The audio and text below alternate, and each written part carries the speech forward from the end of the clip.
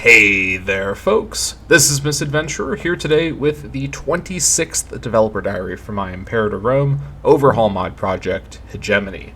This video is going to cover beta patch 0.8 as well as the much smaller beta patch 0.8.1, which I released shortly after 0.8 as a kind of hotfix follow-up to correct a few issues in the main release, as well as to implement some DLC integration.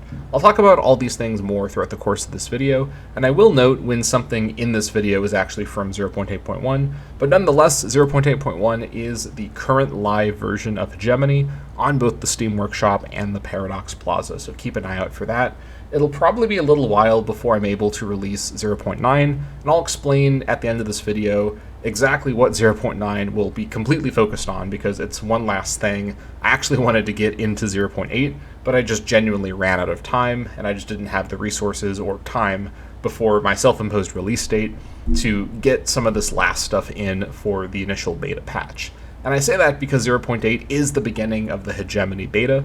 Now, over the course of development, I've articulated this idea that Hegemony had an alpha phase, and then it will eventually, and now does, have a beta phase of pre-release development. We're still not at 1.0 or kind of mod feature completion yet, but we're making our way there. And throughout the alpha, my focus was more experimental. I was sort of seeing what I could do with a project this ambitious, with changing so many systems. And as I've talked about before, Imperator Rome is extremely complicated with a lot going on, and essentially every change one makes to any part of it kind of requires you to re-look at how everything else has changed by it.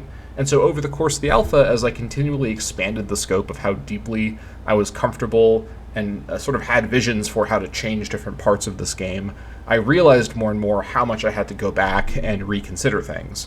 And so with 0.8 in the beginning of the beta, we're now officially past the point of me coming up with new systems or really trying to shake up the core gameplay with new implementations of things, aside from, again, the one rework that's coming in 0.9, though it's more of a re-implementation of a system I already have implemented. I just want to redo it from top to bottom for balance reasons I'll talk about later in this video. But in terms of implementing new systems completely from the creative process into the game, that's mostly concluded now. And the beta is going to be more about improving and balancing all of the new stuff in Hegemony and trying to tighten the balance closer and closer together, really consolidating all of the various ideas in this mod into a cohesive vision that works best together.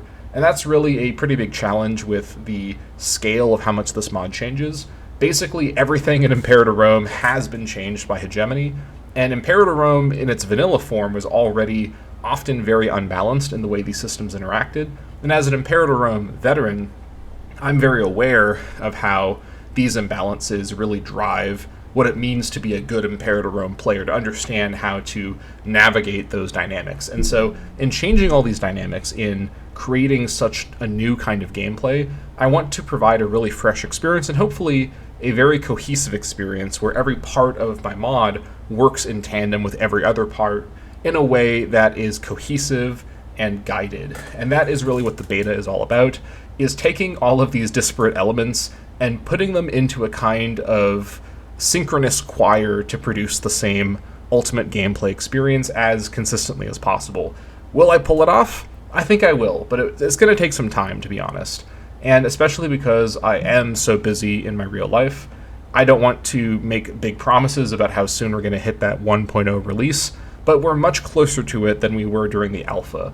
At this point, what remains ahead is actually some of the work I've been the most excited to get to, because it's the most creative and involves the best chance for me to really explore the depth of the scenario of the Peloponnesian War, which sometimes when I'm dealing with the creation of systems, I can kind of forget that I'm actually making a project that is such a passion project for me about a historical period that I find so personally interesting, and I get kind of bogged down in trying to think about this as a kind of technical, a quantitative problem to resolve of how do I balance things perfectly, and I forget, oh yeah, I'm making this strategy game with my favorite setting, and I'm making it with my favorite game, and I'm making it to be my new favorite game, basically. And I think that realization, that reminder, is really motivating for me. And I think a lot of people who have been following this project are just as motivated to see the vision of this project, this very historically accurate, truly complicated city-state warfare simulator, as some people have called it, really come into existence in full. So I'm definitely motivated with this project, even though in my real life, when it comes to my channel, I've had to reevaluate my time management and often step back away from my hobbies. I'm working full-time, and I'm actually going through a lot of transition in my personal life. I'm moving in with my girlfriend, which is something that's been going on in the background for a number of months, but I didn't want to talk about it too much until I was in a more positive headspace on the YouTube channel, just so it wasn't associated with the negativity around needing to take a step back from the Timbuktu campaign. And I'm actually going to be starting new Imperator campaign content fairly soon. I haven't moved in yet with her, I'm still in my current apartment, but once we get settled in and I have a bit of time to get comfortable with my new setup, I'm actually going to start a new Imperator campaign fairly promptly, and I'm definitely ready to go. I don't want to get too much into that whole topic because this video is going to be long enough, but I actually have a really cool concept for an Imperator campaign I don't think I've ever seen anyone try on YouTube before, and I'm going to be starting that series once I get settled into my new place in the next couple of weeks. So keep an eye out for that. And although the Hegemony updates will probably continue to be fairly slow going, I think that the beginning of the beta and this shift from needing to create new systems to simply refining and improving the systems I've already created and that I already really like because I've made them myself and I made them in a way that I think is the most interesting way possible for my scenario, I think that's going to keep me nice and motivated to keep focusing on keeping this project going. I also am increasingly open to collaboration. This has been very much a solo project for me, but the Hegemony Discord has well over 100 members, and even more people than that follow the development via the Dev Diaries on YouTube. So I know that there is a huge number of people who are just as interested in this project as me. Honestly, if no people at all ever paid attention to Hegemony, I'd still probably make it with this amount of effort and energy, because this is genuinely like the passion project of my life as a strategy game fan. But the fact that there are other people that are so invested in this project as well really just means so much to me, and it gives me a sense of responsibility to do my best with this project, even though as a perfectionist I already always want to do that. I think that it really drives home that I'm making something other people really feel the value of as well and want to enjoy just as much. Now, with all of that kind of big picture talk out of the way, let's talk about what I've implemented with 0.8. And as you can tell by the length of this video, I'm recording it live, so I don't know how long it's going to be, but I know it's going to be long. This is going to be a lot of information, and I've thought about how exactly I want to present this information, because there's a number of ways I could go about this. I think the best way to organize this, because I don't want to miss anything, and with 0.8, if you've been following on the Discord, link in the description as usual, you will have noticed this. I basically had to rebalance and sometimes even rework basically every system in Hegemony from the bottom up in order to accommodate a pretty core change that I made at the beginning of working on 0.8, which has to do with population, and we're going to come back to that in just a moment. But I want to start things off with something that is kind of outside of this interconnected web of systems where I have to explain them starting from population then moving out from there, and that topic is the new playable countries in 0.8. There's only a few, and they're only in the area of the map that I worked on repopulating, and I'll talk more later about what repopulating means if you don't know from the Discord. And that is the southern Hellas area, basically everything in my mouse right here. Everything considered actual Hellas from the era of the Peloponnesian War, even though, of course, what it means for something to be Greece or not is kind of a made-up idea, as with any country. But this is the area where most of the main characters of the Peloponnesian War are located, and a lot of the action did take place here. And many people will prefer to play in this area because it's where all of the familiar faces can be found. So basically, everything south of Thessaly and Epirus, as well as the Sporides and Cyclades islands too. And of course, everything in the Peloponnese, Boeotia, Attica, Euboea, so on and so forth. Now, in terms of the new countries that are in this area that I reworked, or I should say that I reviewed, we're starting in Argolis. We've got a new neighbor for Argos with Cleonae. So Cleonai used to be a city that Argos was just in charge of and controlled. I've upgraded them to an independent ally of Argos, who is also unaligned and an oligarchy, although Argos, as is historically accurate for 431, is actually an unaligned democracy. Fun fact about Argos, they were actually, and this is something that when I work on Argos more for its custom content, Argos has a well-documented, very complicated, internal political situation where they had a democracy in 431, but it was under a lot of pressure from the oligarchic faction that was trying to basically force Argos into an oligarchy once again. And this kind of internal conflict had an obvious shading of Argos being unaligned, but having a history of Delian sympathies, as it were, which its democratic leadership obviously was in line with. So the oligarchic opponents of the democratic Argives had a kind of Peloponnesian kind of flavor to them. And it's not so much that it was a Delian democracy with an opposing Peloponnesian oligarchic force, it's more that both the democracy and the oligarchy within Argos, with the democracy being in charge at the moment, have a kind of natural predisposition to Delian leaning or Peloponnesian leaning, but they both ultimately at least claim to want an independent and unaligned Argos, though of course there would also be a actual partisan democratic Delian kind of conspiracy or faction in Argos, and same thing with Peloponnesian oligarchy. Whenever I make all of the Argos content dealing with their very precarious situation here, as the unaligned, the last of the unaligned, I guess alongside Cleonai, of the Argolids, these sorts of internal political struggles will be a big part of Argos' gameplay, but nonetheless, they now have a little friend with Cleonai, who is fairly low in population and doesn't really have a very strong position, but if you want to play a harder version of the Argos start, this is basically what Cleonai offers. And I was going to mention this a moment ago, but the reason I actually changed Cleonai to an independent city-state instead of just being a city Argos controls is because I found some historical material that talked about Cleonai sending hoplite to a battle. And a city that is ruled by another city, and that city is in charge of a city-state, it won't have its own hoplite because having your own hoplite is a defining feature of a city-state.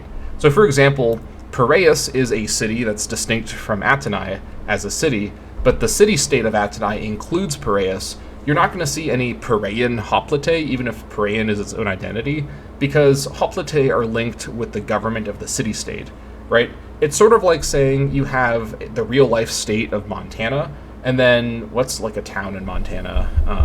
I don't know why I picked a state that I don't know any towns from. Utah. Hurricane Utah. That's where Five Nights at Freddy's takes place. Fun fact.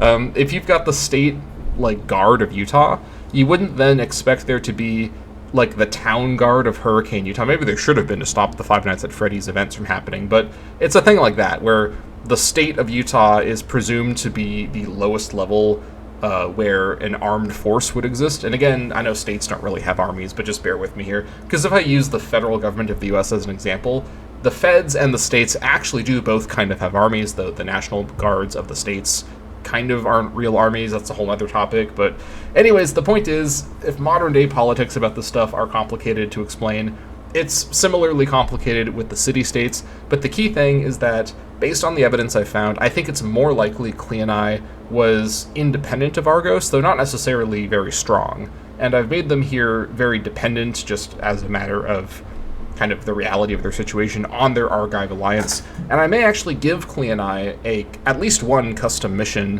where you can kind of explore this harder core version of Argos, but without some of the Argive flavor, playing as Cleonai. So just wanted to note what's going on with them. Next up in Argolis is this new country of Thyrea, and this is an area that used to be owned by Argos. So Argos has basically been balkanized into its core territory here, then Cleonai, then Thyrea. Thyrea and the Thyreans are in the Argolis region, and they are of Argolid culture group, but these guys are actually Peloponnesian aligned, and they are a subject of Lacedaemon. Now, subject status is not something Lacedaemon is usually associated with. This is their only subject. Lacedaemon historically just conquered territory directly, and when we take a look at the culture map mode, before we get into the population stuff in a bit, you're going to see that I've made quite a few changes to Lacedaemon to make it playing as Lacedaemon and its starting territory much, much, much more historically accurate than what it was before. We'll get to that in a moment. But as for Therea, this is basically a pretty interesting situation where this area is this borderlands between Lacedaemon and Argos, and it has been a site of conflict between the two of them for literally hundreds of years by 431. And there's actually a number of sort of mythologized historical events, including a famous battle between Argos and Lacedaemon. And the most recent of these conflicts, Lacedaemon won. And this is actually part of a trend of Argos basically being in a state of decline over hundreds of years by 431. Argos used to be much, much stronger, but they're kind of on the back foot now, and that's part of why I think they have been more friendly with Athenai, who doesn't have the... Athenai is outside of... Okay, I'm going to talk about Argolid, I'm going to talk about Argive geopolitics for a moment, because this is just genuinely really interesting. I think part of why Argos has a history of friendship with Athenai, aside from the fact that Argos had its own democracy, is that Athenai is outside of the Peloponnese. Argos in the Peloponnese has hundreds of years of history with all the other Peloponnesians, and I mean Peloponnesians as in the people of the Peloponnesus region, right? Basically everything south of Corinthos. And Argos doesn't have the best relations with these people, least of all Lacedaemon, who has been for a long time and is now very much so the clear hegemon of the entire Peloponnese. So Athenai is a distant, non-bordering, rising power who has geopolitical reasons to be friendlier with Argos, but Argos is still very hesitant to fully commit to the Delian League, and in 431 has not done so. Now, in real history, Argos does eventually fully commit and becomes more of a formal ally of Athenai during this Peloponnesian War, but in 431, Argos is still unaligned, though it does have a Delian kind of leaning, which Argos's custom content will kind of explore more, and their kind of not necessarily frenemy relationship, but their kind of inconsistent good relations with Athenai is not necessarily always a good thing for Argos, especially because Athenai becomes such a pariah given all of their actions. But nonetheless, the key thing with Therea is that their existence is, as modeled here as a subject of Lacedaemon, is because, based on my research, Therea also actually sent Hoplite to a battle, and if this was an area that Lacedaemon directly owned, like they do many other parts of their territory, or really all the other parts of their territory, Therea wouldn't have Hoplite to send anywhere. This is also the area that Lacedaemon allowed the Aeginians from their island to resettle after Athenai kicked them out at the start of the war. And I think if Therea was an independent ally of the Peloponnesian League, like someone like Tegea, Lacedaemon couldn't just order them to allow the refugees in. It's a little complicated, but basically the relationship within the Peloponnesian League between Lacedaemon and everybody else was meant to be a kind of mutual independent alliance of independent city-states, and they made a big deal, formalistically about not being like Athenai and its Delian subjects. But in reality, the real politic of it, it's sort of like America and NATO, where technically everyone in NATO, at least until NATO is dissolved by this administration, but technically everyone in NATO is kind of like in a joint alliance where everyone's equal. But America clearly is the main big dog in the NATO relationship, and basically actually controls everything in NATO, with everybody else kind of collectively maybe having a similar level of power as America by itself. It's the same thing here, where in the Peloponnesian League, Lacedaemon is officially on paper a co-equal ally with its other independent Hellenic city-states, but in reality, Lacedaemon is de facto the overlord, if not actually de jure the overlord, and can basically boss around its Peloponnesian allies in a way that is more indirect than Athenai literally just being in charge of the entire Delian League with, collecting tribute and whatnot. And when it comes to Peloponnesian League-specific gameplay that I want to implement throughout the beta, I'll actually have ways in which Lacedaemon can basically start to turn the Peloponnesian League into something more like the Delian League, with actually implementing tribute and whatnot, which is going to create a lot of tension because the Peloponnesian League ideologically is all about being the bigger guy in morally speaking than the Delian League, because the Delian League is subverting traditional Hellenic values by having this overlord subject relationship on such a scale. but of course that is such a tempting thing for a big, powerful, aggressive country like Lacedaemon to consider. Now, I went on a big tangent there talking about Therea. In fact, I went on multiple big tangents there, so let's reel it back in. When it comes to Therea, they are modeled as a subject of Lacedaemon because of the historical evidence I mentioned earlier, that they actually were independent and they were not a conquered territory, but they also seems to be under some sort of influence from Lacedaemon more than just a normal Peloponnesian League member. So I've decided to model them as a subject of Lacedaemon who is Peloponnesian aligned, and we'll leave it at that. Speaking of subjects, I've also made quite a few changes over here with the subjects of Elis. Namely, I've split apart Olympia, Pisa, and Lepreon into a number of city-states, including those three, but also Epitalion, Mekistos, Lazian, and Pylos. I've also made a number of like place name changes, and I moved around some cities and whatnot in this area, and especially in Lacedaemon, we'll get to that in a moment, to make things more historically accurate. But I've also, with this change, reduced the size of Olympia and Pisa quite a bit. These cities, although they are historically very interesting and important, in 431, it's actually honestly generous to even have them be cities at all. These places, especially Pisa, are in a really bad shape. Pisa was just absolutely smacked around by Elis for hundreds of years after they basically lost their rivalry with them hundreds of years earlier over who got to be in charge of the Olympic Games. And even though Pisa continued to exist as an entity and they sent Hoplite off to battles in recent times to 431, they are in really rough shape and are basically more of like a smoking ruin that some, gaunt survivors live within and with like a campfire, more than a prospering city-state. Olympia as well is modeled as a city-state, but it's more like a festival or like a fairground that people come to when the Olympics are happening, then they leave. There's not really a lot of permanent, there's not a lot of polis activity, but I do want to model them as a playable country, because I'm going to give them obviously a lot of unique possible flavor. And in general, when it comes to Elis, their region is still completely controlled by them and their subjects. Now it's just a lot more kind of disorganized and split apart. And Elis will, of course, have some unique content as well when their post-release patch comes around to help them manage their region and get more control over things like the Olympic Games and whatnot. Elis is very much meant to be a pretty powerful internal threat to the Peloponnesian League.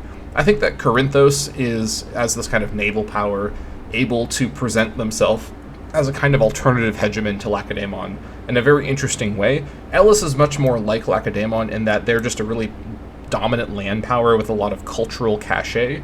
Corinthos, given its declining influence and the kind of breakdown of its colonial relations, is in more of a kind of ambiguous state, but Elis is not exactly on the decline. They actually are in a very strong state, and they can continue consolidating their power and basically rise up sort of like Athenai to actually challenge the hegemony of Lacedaemon, but in the Peloponnese. And unlike Athenai, Elis has much more prestige, as it were. Their diplomatic reputation is much more secure because they've been the stewards of the Olympic Games for such a long time and can use the Olympic Games as a geopolitical tool to further strengthen their power. And that's very much the Elis gameplay that I kind of envision, being a kind of powerful but at the same time crafty cultural hegemon rival to Lacedaemon, who can offer a kind of different vision for the Peloponnesian League or any other faction. Of course, once the custom missions are there will be a lot of options for what you want to do as any of the interesting countries. And as you can tell, even though I'm again getting very distracted just talking about different concepts and different mission ideas, there's so much here. There's so much I can get into, so many directions these missions can go. There's like the scale of this mod allows for such deep creativity here, and I'm just really excited to get to all that.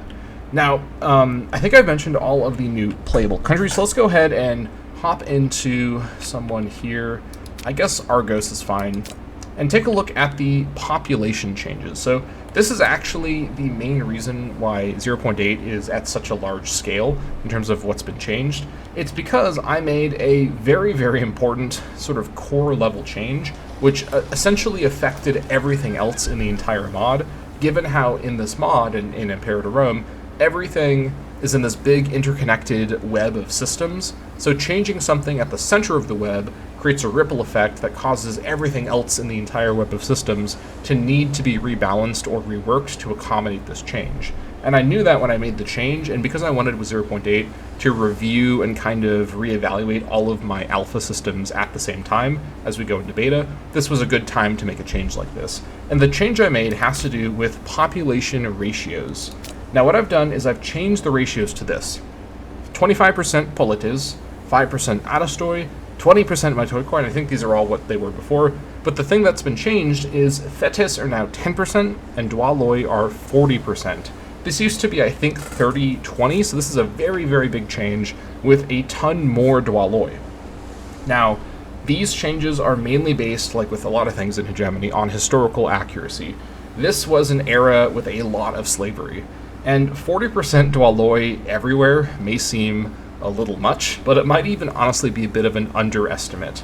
Now, unlike in some other eras of human history, in classical Greece, slavery was almost more associated in some ways with cities than it was with the rural areas. Mostly because, unlike with, like modern day civilization, or even kind of recent civilization, where you have urban centers, but then you have kind of rural, like towns and that kind of thing.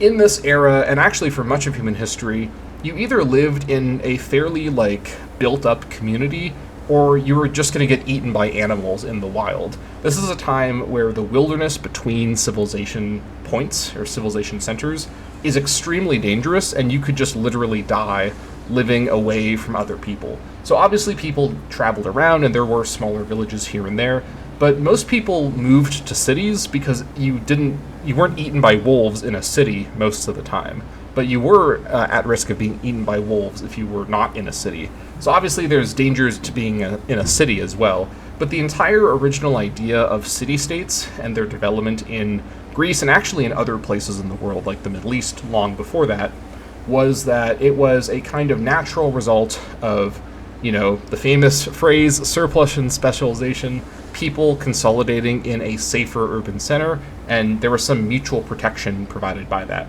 So all of this is to say that the idea of there being tons of slaves everywhere, it's borne out by multiple historical sources. Slavery is a very common part of classical Greek culture and society, and in many ways, this civilization basically relied upon the institution of slavery as it had it in order to basically function at all. And many parts of the civilization that we kind of think about in a modern context, like the idea of democracy, the idea of, us being a citizen soldier, these things coexisted alongside tons and tons of just truly evil stuff, right? The enslavement of gigantic populations of people. And sure, I will be the first to say that I think classical slavery was generally less bad than more modern versions like racial slavery or a lot of modern, literally to this day, modern versions of slavery that exist. I think, though, that we're looking at a kind of gradient where all of it's bad, right? Being enslaved is never good for anyone. And in this era, the dynamics of democracy, the dynamics of what it meant to be Hellenic and what it meant to have, politeia, these are things that start to feel a little uncomfortable to kind of envision when you're talking about these evil slaver societies, which is what these city-states were at the end of the day.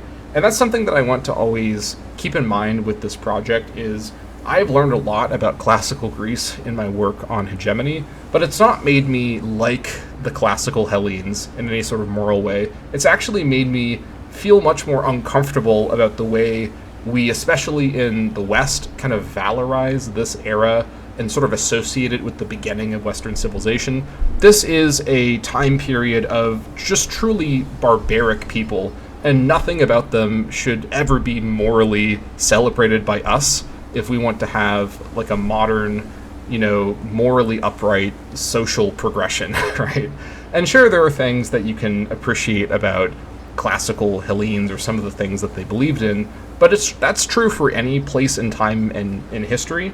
And I think that a lot of the time, it's easier to just kind of think about the things about classical Greeks we find really cool and admirable, such as democracy. I think democracy is pretty cool. And sure, the democracy of classical Greece was certainly not what a modern democracy should or does generally look like. But, it's better than oligarchy, it's better than kings. But we can't just ignore the bad stuff when we celebrate the good stuff. And these societies were filled with slavery, they were filled with violence, they were filled with all sorts of terrible things, and I think that part of my responsibility as the creator of a mod like Hegemony that aims to be very historically accurate is to present these truths, present these historical realities, and not necessarily declare to everyone playing the game, here's how you should feel about this. I don't think there's a way to look at this and think, oh, nothing wrong with that. But at the end of the day, if I present this information as honestly as possible, people should feel repulsed by it just on the face of it. But at the end of the day, I am making a strategy game where Imperator Rome already honestly captured and implemented the prevalence of slavery in the Roman world. And slavery was just as prevalent in the classical Greek world. So with all of that kind of context and opinion from me noted, let's get back to talking about mechanically how these pop changes actually affect the game. So there's now much more Dwaloi all over the place. And honestly, 40% Dwaloi in every single territory may be a bit of an underestimate, but I also need to keep in mind the gameplay considerations that the way I've approached pop types in Hegemony is that polites are your kind of main default pop type you want to have. Adastoi are a version of polites with a tax orientation. Metoikoi are another version with a kind of commerce orientation. And then Thetis and Dwaloi are kind of support pops. And I've talked about this before, with Thetis more so supporting a commerce economy and Dwaloi supporting a tax economy, though all 5 pop types do have their own different things they do, and they are meant to be more complex than just those specific roles. And all of this complexity is meant to make veteran Imperator Rome players take time to learn how things have changed and actually basically just develop new ways of min-maxing and approaching this as a strategic experience. So having said all that, I'm actually going to, in my other monitor, open the actual code that I've been using to talk about the outputs of these pop types without dealing with the modifier issue, because no matter where I click, everyone's going to have different modifiers and different levels of happiness. It's going to be really hard to kind of compare everyone's outputs with those modifiers being present. So when it comes to polites, let's start with them because these are the kind of default pop types that you want to have. They provide, in terms of just being there, what's called the count modifier. This is not modified by happiness. They provide a pop food consumption of 0.75 per month. They're eating 0.75 food per month per polites. They're also increasing a system called Grandeur, which I'll talk about more a bit later. This is the new version of Splendor, which is itself the newer version of Civilization level. So they're providing plus 0.004 Grandeur monthly per unit of, or per population of polites. And then while talking about the count modifiers, I'll also quickly mention that Adastoi eat double the amount of polites. They eat 1.5 food per month. And they increase local monthly grandeur by plus 0.02 per Adastoi. This is 5 times more than polites, but keep in mind that there are generally going to be 5 times less Adastoi than polites because it's a 5% versus a 25% ratio. So they basically provide the same amount of grandeur just by being there in terms of the scale of the number that you're expecting. But they eat more food because they're more aristocratic and they have like larger households and whatnot. And then when talking again about these count modifiers, the Metoikoi do not provide or remove grandeur for being there. The other 2 pop types we're going to get to in a moment do reduce grandeur for being there, but they do eat 0.75 food per month, the same as polites. I basically think that Metoikoi are generally going to be pretty indistinguishable from polites in terms of their kind of function in society, in terms of how much they're going to eat, their sort of class status and whatnot. They're mainly just like distinguished from polites because these societies are very, very nationalistic in terms of how they conceptualize kind of nativism and native culture. So they very much care about the kind of immigrant status or the descendant of immigrant status that they assign to the Metoikoi. So the Metoikoi are going to fill a similar role as polites. They're just going to have different legal options. So they're going to be eating the same amount of food, is the long and short of that. Now, Thetis eat half the amount of food as polites or Metoikoi, and actually Thetis and Dwaloi both eat this half amount of food, 0.325 food per month per pop. And Thetis also reduce grandeur in their territory just by being there by 0.01 per month. And let me see if I can find a comparison. That is basically the equivalent of 1/2 of the bonus from an Ada story, but in reverse. I don't know if that's very helpful to conceptualize it, but Thetis are reducing the local monthly grandeur a little bit just by being there. Dwaloi reduce it less. They reduce local grandeur by minus 0.0025, but keep in mind that you actually have a 1-to-4 ratio of Thetis to Dwaloi, so any sort of Dwaloi modifier needs to be weighed as being 4 times more than for the Thetis. So again, when looking at the count modifier without any output stuff, Thetis are going to be 1/4 as common as Dwaloi, and they provide basically 4 times as much grandeur loss. So when it comes to the individual pops, it's all balanced to keep these new ratios in mind, which is again why I had to make so many changes, because all of this stuff starts with the pop ratios. Okay, let's move on to output modifiers. Now again, let's start with polites just to keep things oriented and anchored here. Polites provide plus 0.1 tax income, local manpower, research points, and local-based trade routes. And this is then modified by their happiness and then by their output modifiers, whatever those might be. They also provide a scaling with output plus 0.002 grandeur per month. Now, these numbers may not make a lot of sense without context, so let's compare it to its other alternatives. Adastory provide, and keep in mind, Adastory 1/5 the population of polites, so think about this 1-to-5 comparison. Adastory provide 0.75 tax income per month, which if it was 1-to-1, it would be 0.5, because they are 5 times more than the 0.1 polites, meaning that Adastory are basically providing essentially 50% more tax than polites when you're comparing the number of Adastory you're going to have versus the number of polites. So Adastory have a clear tax focus in that they provide much more base tax. They also provide 0.25 local manpower, which is the equivalent to 50% less than the same number of polites, because the Adastory, it's a little hard to kind of explain this one, because the Adastory are often associated with the kind of sort of classical Hellenic virtues. Again, the Adastory are an interesting class to model because they aren't exactly the same thing as nobles. It's more like the Adastory are a group of polites who think they're better than all the other polites, and they basically view themselves as the nobility, even though legally there's not really a difference between them and the polites. So I'm giving them a lower manpower number here because I basically am representing that many of the Adastory men who would be citizen soldiers are actually the characters in your character pool. All of the characters in your character pool are largely going to basically be Adastory. Some of them might sort of I might be able to identify them in the character system as polites in some way or another, but if you are a very politically motivated polite, you're probably going to identify as an Adastory.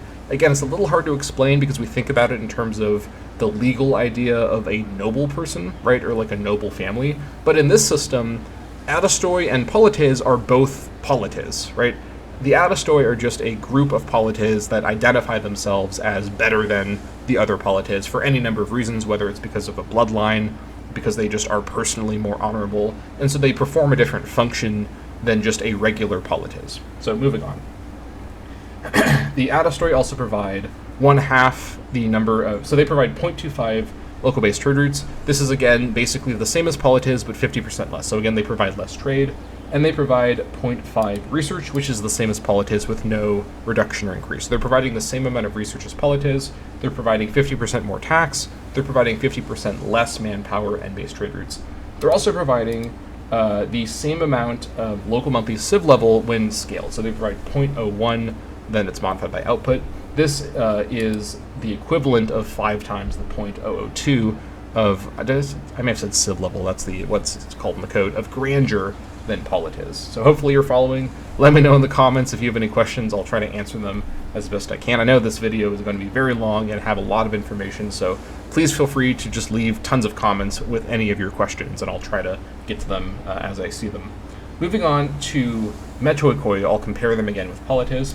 Metoikoi, which have a kind of a 25-20 or really a 5-4 ratio situation going on with Politis. They have 0.06 tax income as their base output. Compared with the Politis, this is basically a reduction. I don't know how much the reduction is mathematically, but it's less actual tax than they should provide for being in a 5-4 ratio relationship. They then also provide they provide 0.06 local manpower. So again, they're providing a slightly reduced tax and manpower, but they provide 0.12 research, which is more comparatively given their lower ratio than the Politis. So they provide less tax, less manpower, but more research. Metoikoi also, I'll show you this in the game, they also provide a research bonus, which doesn't have any equivalent with the other pops. And the research bonus is at 0.025 output base, and then it's modified by stuff. So it's pretty small, but when you're looking at really, really big cities like Atenai, the actual number of Metoikoi here, and especially once they're happier, you can get a pretty big territory research bonus going with that stuff. So keep an eye on that. You don't want to, even if you're playing a tax economy, even if you're playing as a really xenophobic Peloponnesian oligarchy or as Lacedaemon, you don't want to necessarily just kick the Metoikoi out, because they're going to be bringing in some serious research. And again, this is to represent that the Metoikoi are best positioned to provide ideas and kind of communication from the outside world, outside the polis, as the culture of most city-states is fairly insular, except for the Metoikoi, who provide those connections. Also why they provided such a trade bonus, because they're all about bringing in connections between different city-states. And again, keep in mind, the Metoikoi are not necessarily like non-Hellenes. Most Metoikoi are just from other nearby city-states. They're just not the native citizenry of that specific city-state. Even if they essentially are, they're just not the descendants of them under the fratry system. So moving on, the Metoikoi also provide, as expected, a huge amount of local-based trade routes. 0.24, which compared with the 0.1 of Politis is a ton more. I think it's basically double the amount of what the Politis provides. So the Metoikoi, I'll even just show you here. So here, for example, in the city of Argos, the Politis are providing 0.34 base trade routes. The Adastoi are only providing basically about half, 0.19. The Metoikoi are providing 0.45, which, given the fact that there's 3 less Metoikoi and they're much less happy than the Politis, this is a huge amount more trade routes than you may be expecting. And that's to show that base trade routes is really the main thing Metoikoi are providing to power your commerce economy. And by the way, the reason why I'm setting it as trade routes and not setting it as like a commerce value is because POPs actually can't give you a flat commerce value. It's a little complicated about the way the code works. Essentially, commerce value has to come at the province level, and if a POP tries to give you a province level modifier, it just doesn't do anything. I've actually playtested this, or I've sort of tested out this kind of thing multiple times with multiple different modifiers as I've tried to come up with the best modifiers possible for all the POPs. And I've actually found quite a few modifiers that I thought I could use that just genuinely just don't work, or don't work as intended when they're provided as POP outputs. Again, most mods for Imperator Rome don't even try to change the POPs or really mess around with POPs. Hegemony is really kind of exploring a new area of Imperator Rome modding with changes that are this fundamental to how Imperator Rome in vanilla is structured.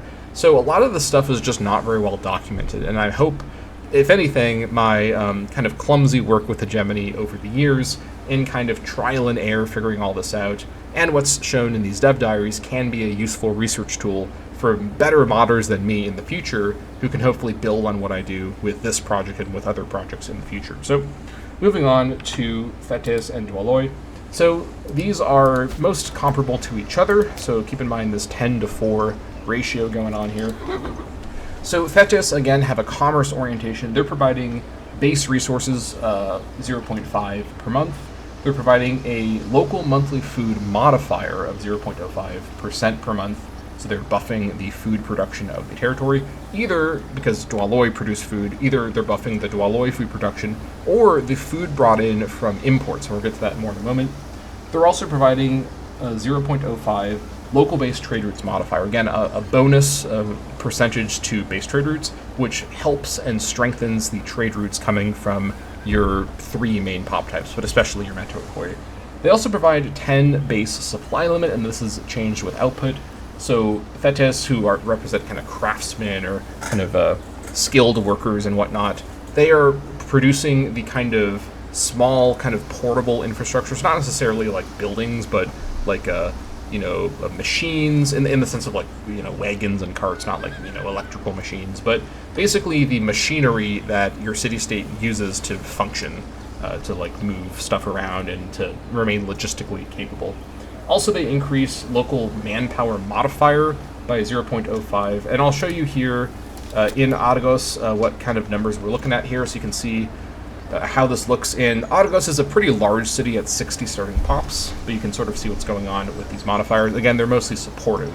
The main thing that Thetis are doing on their own that they uniquely do is providing the local resources, as I've really changed the local resources dynamic from vanilla, from being all about buildings to being all about Thetis, to give them a more interesting and clear role.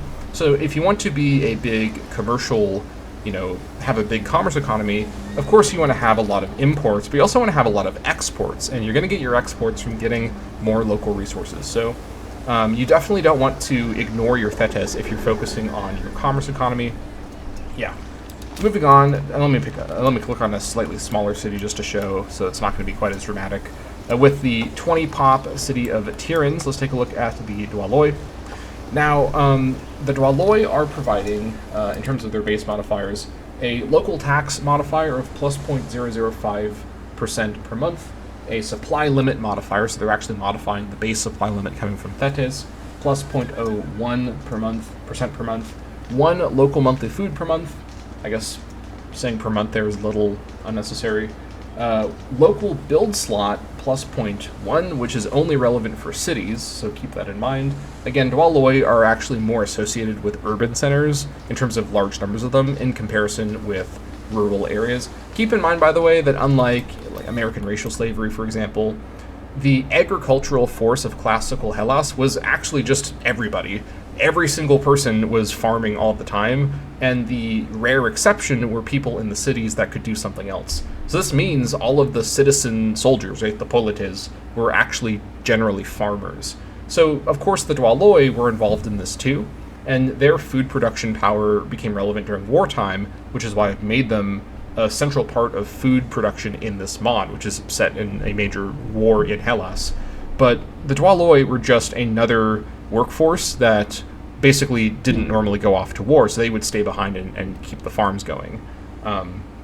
And some very big slaver countries like Lacedaemon, their Dwaloi, the Helots, were actually the main way they produced all their food that they needed. So either way, they also are providing a negative that scales with output, which is not very normal. That is local unrest plus 0.025 per month, and I can go ahead and close this screen now and just go back to my main screen. So what's going on with this is that the Dwaloi, like the vanilla slave pops, always have 100% output that ignores happiness. It's still changed by other output modifiers, though.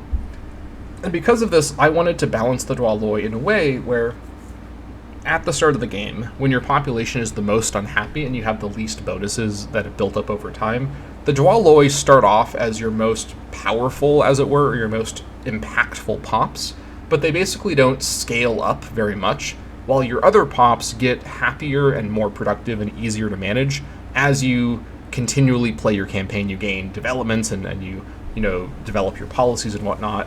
So the Dwaloi are kind of strong at the start, but they don't really get better later on. And so with this in mind, I thought it'd be interesting to give the Dwaloi a kind of double edge with a scaling local unrest malice that comes with their output. Because, as you may imagine, enslaved people don't generally like being enslaved and will try to get out of being enslaved. And the Dwaloi of classical Hellas certainly did this too. In fact, they did it a lot during the Peloponnesian War. It's such a major part of the geopolitics of the war that a lot of Lacedaemon's military decision-making in the war only makes sense at all if you understand their internal paranoia about the Helots rising up. And the Helots actually had previously risen up and would later rise up again, so their paranoia was actually understandable and kind of correct. And even outside of the situation of Lacedaemon, all of the city-states were concerned about sending away not just their citizenry, but basically their slave-keeping force in order to go to war, because if they kept a bunch of dualoi around to do all their farming, and they didn't have enough people to guard them and keep them, from escaping and, doing a rebellion, that's pretty bad, right? So it's a little complicated because, like with classical Rome, there was a very diverse set of different kinds of dualoi. You had dualoi that were in less, extreme situations where they were kind of living in more kind of support capacities in households compared to dualoi that worked in the fields. So there's a lot of nuance to this, and I don't want to necessarily get bogged down in another big discussion about, ancient slavery. But the key thing is that, as a whole, the entire population of dualoi, including those that were in less uncomfortable, sort of life positions, were nonetheless pretty eager to become free, obviously, as they should be. And so I think it makes sense to give the dualoi pops this double edge of local unrest, which means that as you do things to give yourself more dualoi output, right? Because again, dualoi don't have a happiness, or they do have a happiness mechanic that affects unrest on its own accord. But as their output increases independently of that, their unrest actually increases as well, because working your dualoi more to get more productivity from them makes them less happy. Now, this kind of makes sense for every pop type, but because with the dualoi, this is a coercive, slaver behavior stuff. It's a little bit more, egregious than how other pops would feel about becoming more productive, because they're becoming more productive under duress. Now, of course, happiness still affects unrest on its own accord, and I think this is a good moment to quickly talk about unrest and how I've rebalanced it. So, unrest as a system basically has these effects. It affects the territory's provincial loyalty, and it affects it quite a bit. It also affects the pop promotion and demotion speed, and the pop realignment and alignment and assimilation speed. So it basically makes the territory harder for you to gain control over in terms of realigning its population and assimilating its population, and the rate of promotion and demotion to get things back to the ratio is slowed. And that's in both directions, because you don't always want to actually have more promotion or demotion, or I should say, it doesn't always benefit you to have slower demotion. Sometimes you want things to demote down. And the loyalty effect is obviously quite severe. Now, let me find somewhere that has a good example. So over here, for example, you can see that even though some of these individual territories may, let me see, I should find a good example here. Yeah, so it basically, the unrest, it's a little hard to explain, but the way that it works in the engine is that the unrest from every territory kind of averages, and then it affects the territory loyalty. And a lot of things also affect it in the other direction. Either way, though, the unrest is also... So as you can see here from the top of the unrest tooltip, it is first of all coming from unhappy pops. This is from all 5 of your pop types. And then the dualoi also separately provide that extra unrest that scales with output. But then ruler zeal actually reduces it quite a bit. And a lot of policies also help you manage unrest. So if these unrest amounts seem pretty high, just know you are able to deal with it. Now, I want to quickly shout out a pretty major gameplay change I made with unrest for 0.8, which is that I've walked back from a pretty serious negative effect of unrest from the Hegemony Alpha. Previously, unrest had a very big impact on population output. If you remember the old alpha days where no one was basically producing anything, it was because everyone had double-digit, super gigantic output malices because of unrest. And while I think this makes sense to some extent, I think it's just too punishing and makes the early game too grueling and kind of uninteractive, as there's just nothing you can really do until you develop ways to gain unrest reduction, which you may not just have access to right from the beginning. And I think it's more interesting to have the unrest system punish the territory in more indirect ways. So here what I've done is I've given the modifiers which are going to make it harder for you to control and kind of manage the territory internally, but it doesn't make the territory useless. It just makes the territory harder to control, if that makes sense. I should note, by the way, with the realignment and assimilation speed modifiers in mind, something I've done is I've actually, with the repopulation, I mentioned I'd talk about the repopulation more, and I will talk about it more in just a moment. With the repopulation I've done of southern Hellas, I've also taken the time to actually implement a ton more and much, much, much deeper than before alignment and culture diversity.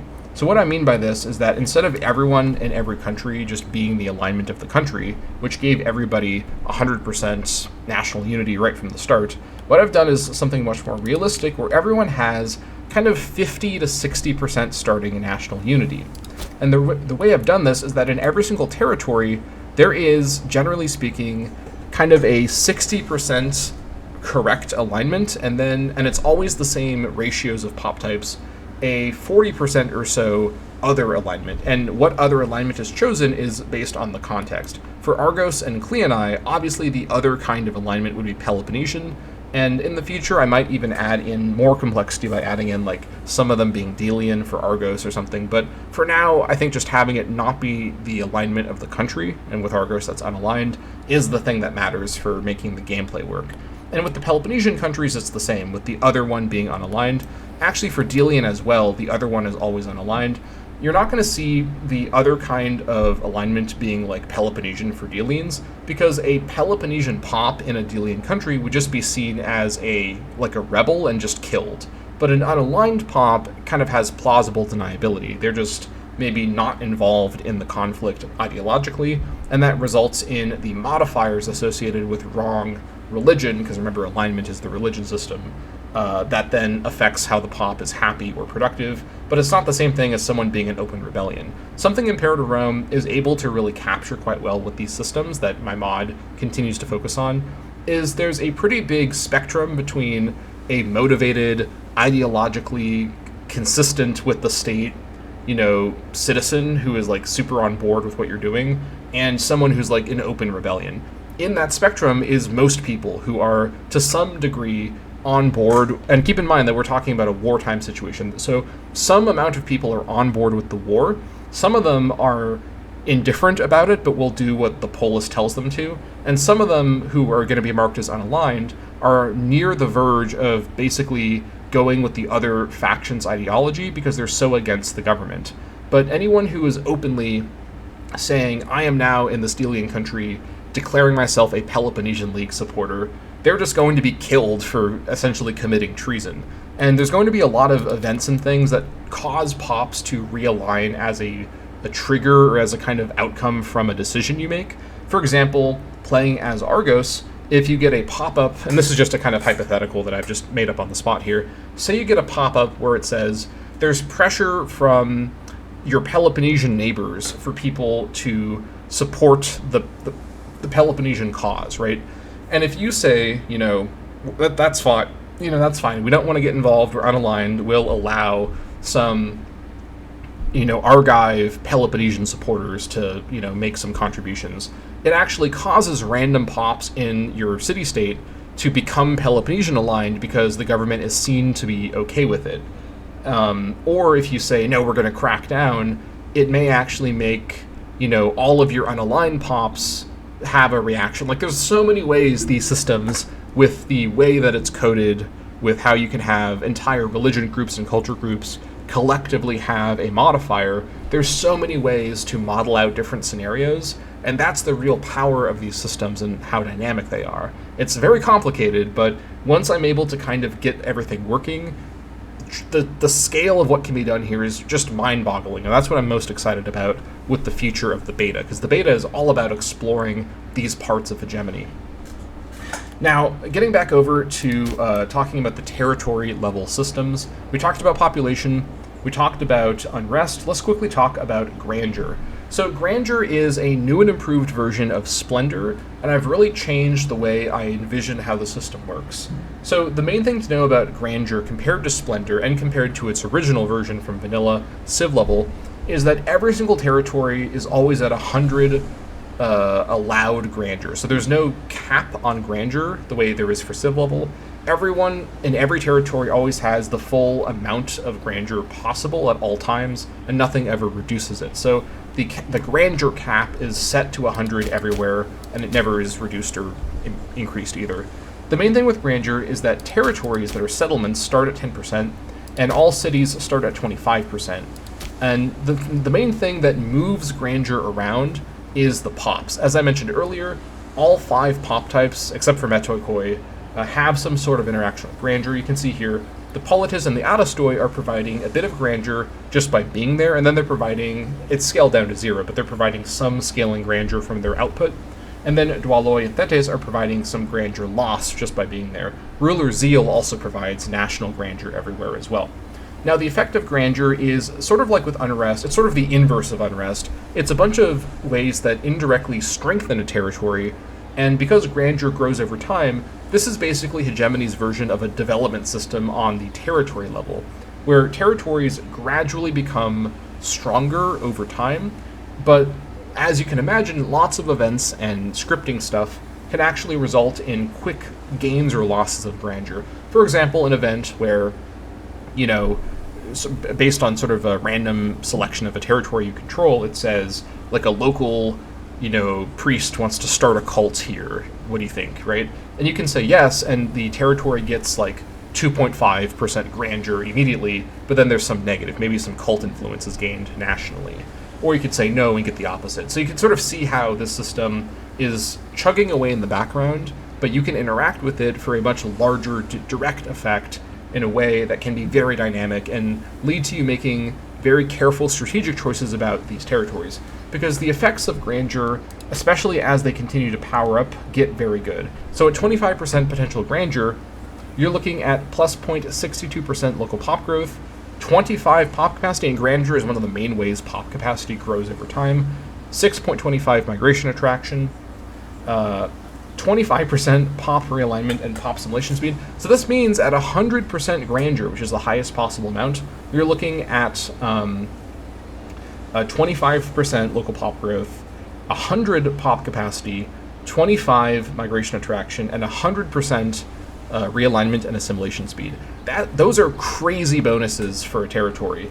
And that kind of grandeur actually allows you to survive unrest, because a lot of these same modifiers, well, at least some of them, also are happening with unrest.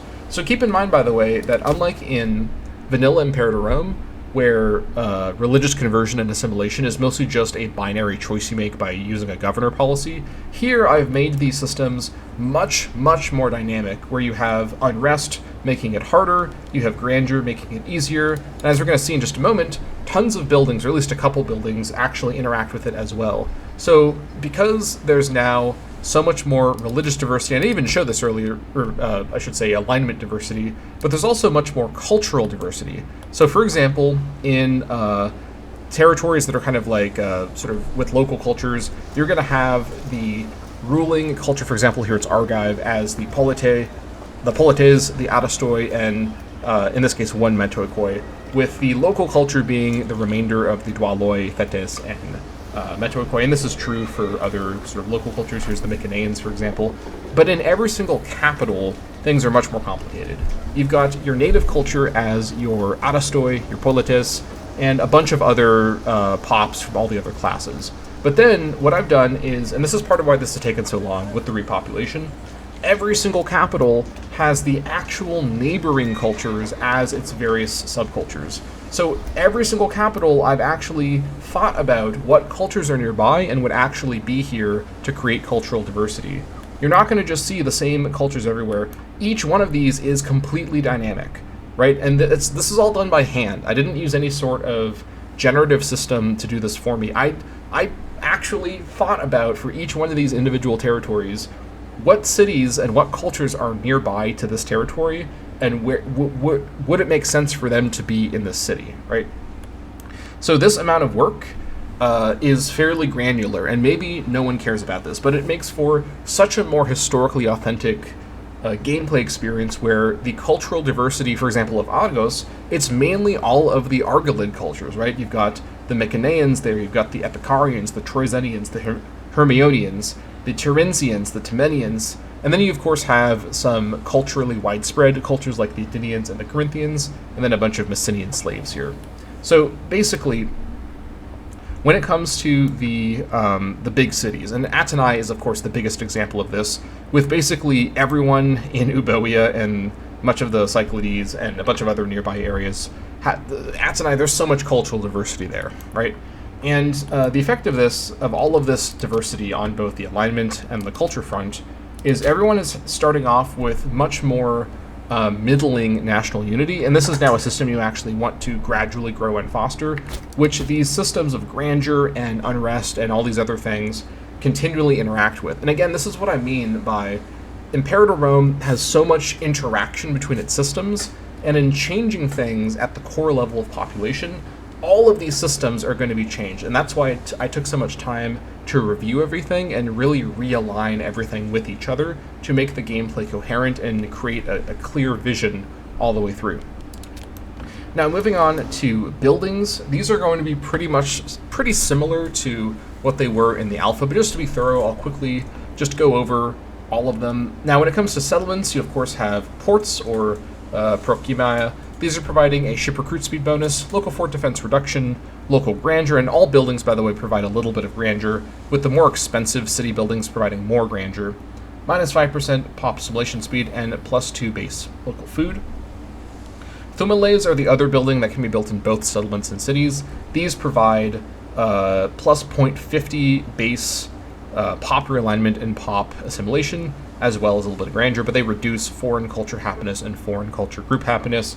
This creates, by the way, a really fun kind of dynamic where if you build a lot of Thumiles to convert, for example, foreign pops, they're going to be less and less happy, but once they convert, they'll be converting faster, basically. So this is kind of it's a balancing act whether you build Thumiles or not, because there is you make those pops less happy, but then you're converting them to make them happy again faster. So it's an interesting choice. And then the 4 settlement-only buildings are Orikeo, which are mines, plus 0.20 local unrest, 5% local taxes, increases governor wages, also increases grandeur, and adds 1 base trade route. Comes provide plus 10 pop capacity, 1 fort level, and these are basically kind of like small settlements outside of big cities. Local grandeur as well, but they reduce pop demotion speed locally, and they reduce local monthly food for the province. Zilefsi are lumber mills. These provide plus 10 supply limit, plus 10% movement cost for an army to move through the territory. Local grandeur is increased, as well as base pop output, but they also reduce local monthly food by a pretty big 20%. So these will make territories produce less food. Lastly are the opposite, basically Agroktibe, which provide a reduction in local manpower and pop promotion speed, but increase grandeur, and of course provide plus 2 food and plus 20% local monthly food. If you're having food problems, which given the food rebalance, you probably will have food problems, definitely build a couple of these in your hungrier provinces that have more cities in them, because cities will struggle to actually produce enough food for themselves unless you really commit a lot of your imports to bringing in food. That's another change I've made when it comes to the commerce economy. Ancient Hellas had a lot of food trading. That was a really big part of its kind of international commercial activity. And so I've made a lot of balance changes to make importing food much more important, which makes the geopolitics of the war, where you genuinely will just not have a lot of trade partners if you're not in the Delian League, and you can't reach a lot of people, much more pressing, because you literally could face starvation problems if you can't get food somehow. So just a thing to note about that. Moving on to city buildings, again, these are all pretty similar to what they were before, but just to be thorough, we've got Florian, which reduce local manpower and supply limit, but provide additional fort levels, and fort defense, along with grandeur. These can only be built in cities, because I'm not intending for settlements to be able to act as big, powerful forts. You can build comes in settlements to get a fort over there, but comes have their own kind of role as well, and you're missing out opportunity cost-wise on some other really good ways to use settlement territories. Moving on, because we already talked about Prokimaias, we also have Oikos, which provide local tax, pop capacity, and local grandeur, but reduce demotion speed and local monthly food.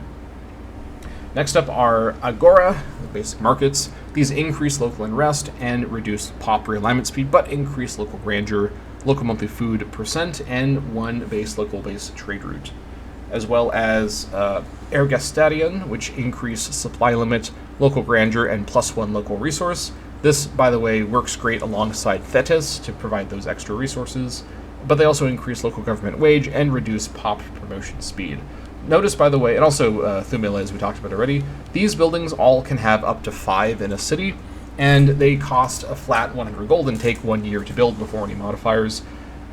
These gold amounts are going to be pretty rough on a lot of playable countries. Argos, for example, is by no means a small, poor city-state, but it doesn't have the largest starting budget. So I think the richest starting country is definitely Athenai, who I think starts with around 1,000 gold or so. So you definitely want to invest in your infrastructure very sparingly and with a lot of strategic thought. You also don't have a lot of city build slots initially, but of course you'll be able to get more later on. Now, in terms of the more advanced buildings, these ones here actually require some other things, and I'll just tell you right now, patch 0.9 will be the gigantic developments rework.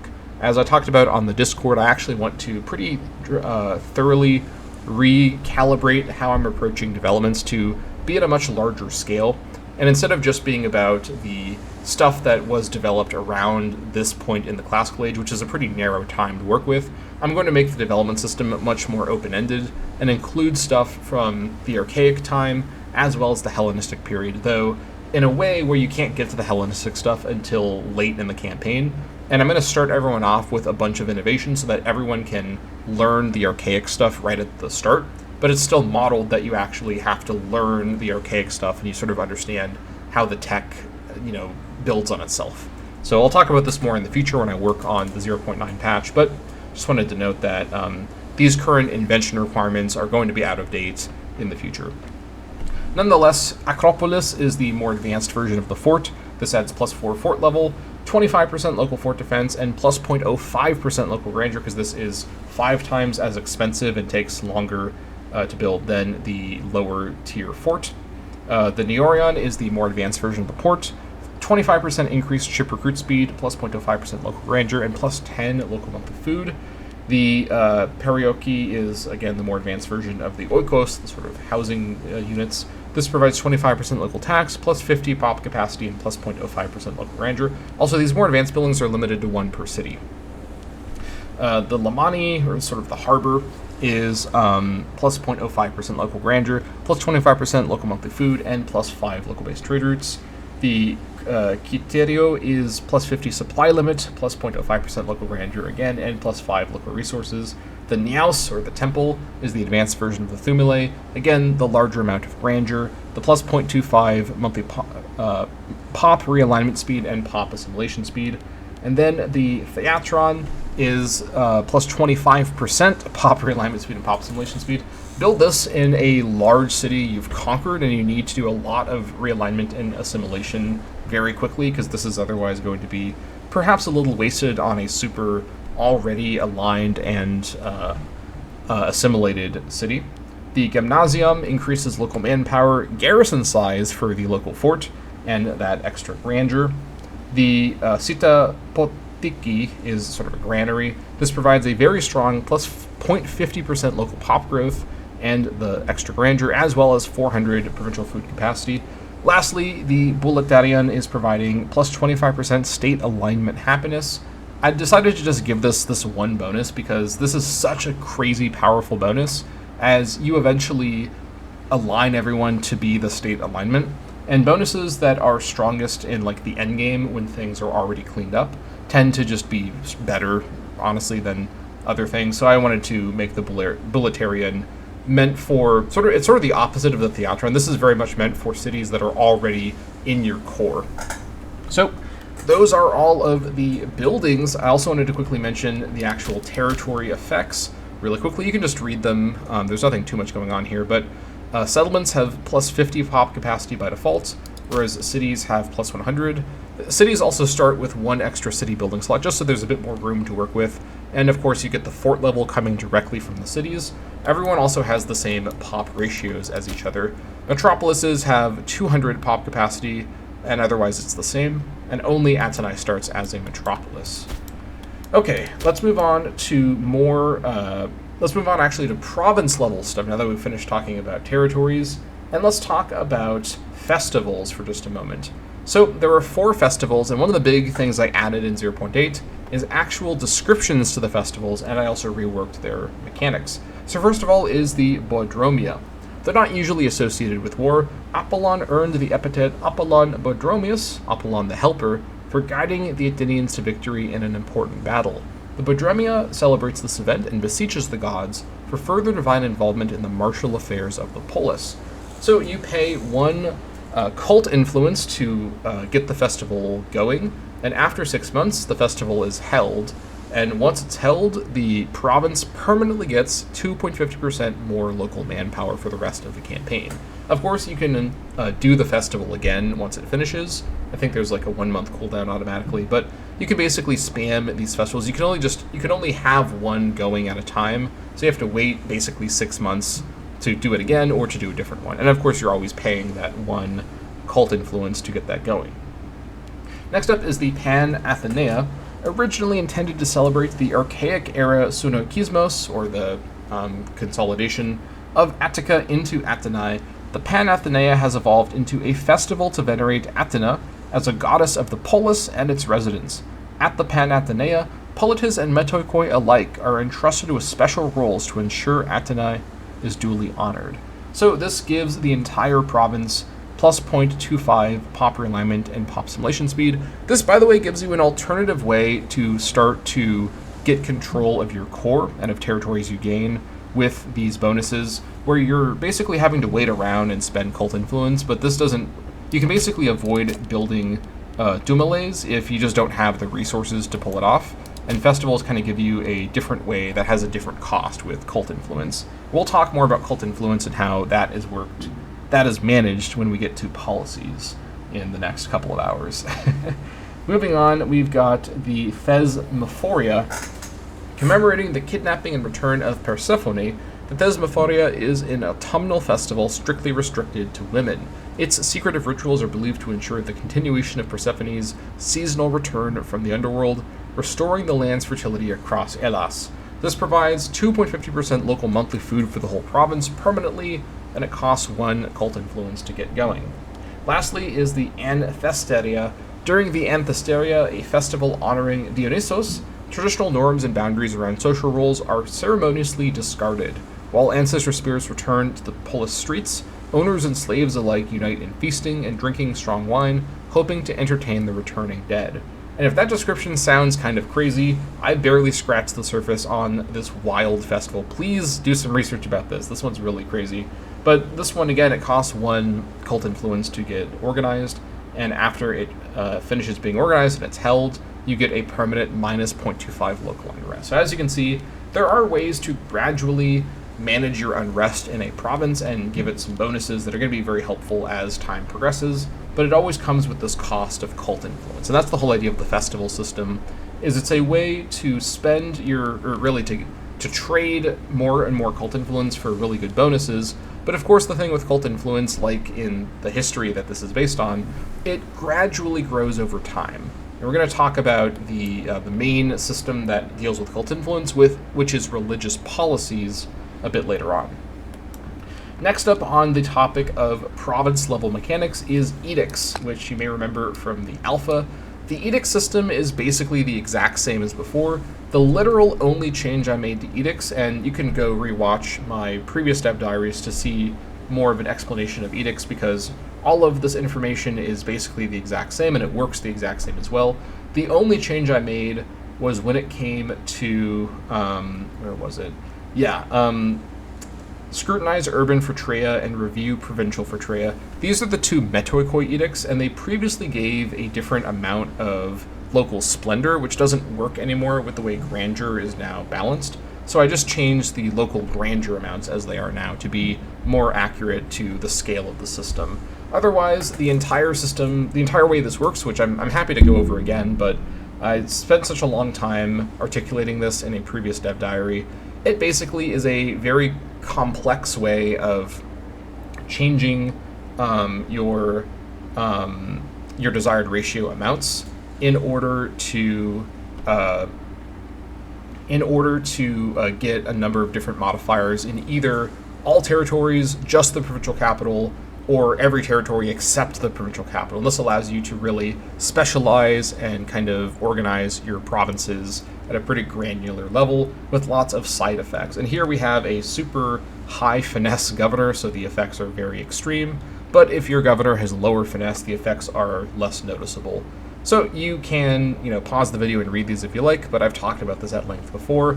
No need to really spend too much time delaying this already very long video going over it again. It works basically the same as during the alpha. It's actually the system from the alpha I feel the most confident about and felt I needed to change the least in order to fit my new balancing approach. Now, moving on, let's talk about, let's see here, anything else I need to talk about when it comes to provincial level? I don't think so. Let's move on to the national level, and I think we're going to start by talking about the new wonders on the map that are providing national level modifiers. I've actually rebalanced all of the wonders, including the ones I had before, so let's just start with the ones that let's just go throughout the map, and I'll mention them when they're new. So, starting with the most famous wonder probably, which is the Parthenon. This wonder now provides Athenai plus 25% tribute income, plus 25 loyalty of subject states, and minus 10% navy maintenance cost. And this is a good moment to mention that 0.8 also included a very substantial change to how tribute works. So previously I had set the tribute amount that subjects pay their overlord at I think 0.05%, or I should say 5% of their income basically. So it's 0.05 in the code. This is because, according to my historical research, this is actually pretty much what the tribute obligations tended to be like. These were not ruinous amounts of tribute. It was just kind of a small amount, comparatively speaking, where around 5 to 10% of the economic value of the city-state was paid off to Athenai in the form of money to the Delian League. Now, this may be historically accurate, but it doesn't really, in gameplay, capture the dynamics of the Delian League, especially during the war. During the war, Athenai increased the cost of the tribute several times, and the growing tensions between Athenai and its tribute-paying subjects was a really big part of the dynamics within the Delian League of the war, and I think 5%, even at the start of the war, is just a little too low. So what I've done is I've gone a little bit against the literal word of history to make a system that is more impactful and makes the tribute dynamics more important for both the subjects and for Athenai.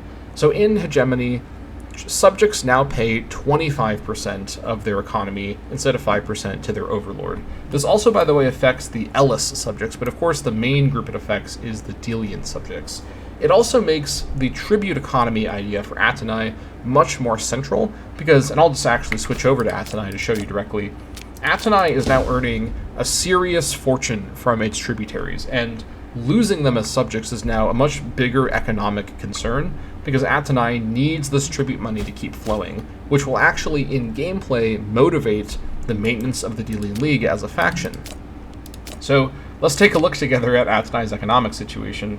Athenai is bringing in 154 gold per month from tribute, and this again is with the Parthenon bonus. But this is a crazy amount of tribute. You can see, by the way, the biggest tribute payers, people like Naxos and Andros, are paying 1.40 gold to Athenai every month. This is an enormous amount of money, and this is now going to make a much larger gameplay implication for why Athenai is going to be very careful about managing its subjects and their tribute payments. This also, by the way, means that modifiers that deal with changing the amount of tribute paid either up to the Overlord or up from the subject if you are playing as the Overlord, these modifiers are now much more important because they're modifying a larger base number. And as we get to the Delian policies, you'll see that I've made this a big part of how those are balanced. So going back over to Argos, let's resume looking at the wonders. The next Athenian wonder is the Long Wall, which I've added to Piraeus. Now, if you have a keen eye, or I guess if you're just watching this video because I'm about to show you, I've kind of cheated to get this object to appear. This is not actually a wall, as there's no wall graphic that I can use for wonders. I've actually done something pretty, I think, kind of creative to make this look like a wall. If you zoom in close, it's actually just a temple that I've stretched really, really far and made really thin. You can see there's actually an entryway which makes it look like the wall has openings in the side. But basically, when you're looking at it from above, which is normally how you'll be looking at it, it actually does look a bit like a long wall. And it's in the right location as well between the two cities. Same thing with like all the other wonders. I've positioned them in the historically accurate orientation. So it looks like the long wall from a distance, but if you go up close, the illusion is kind of broken. But just don't look at it too closely or worry too much about that. I really can't come up with any other way to make something look like the long wall other than this.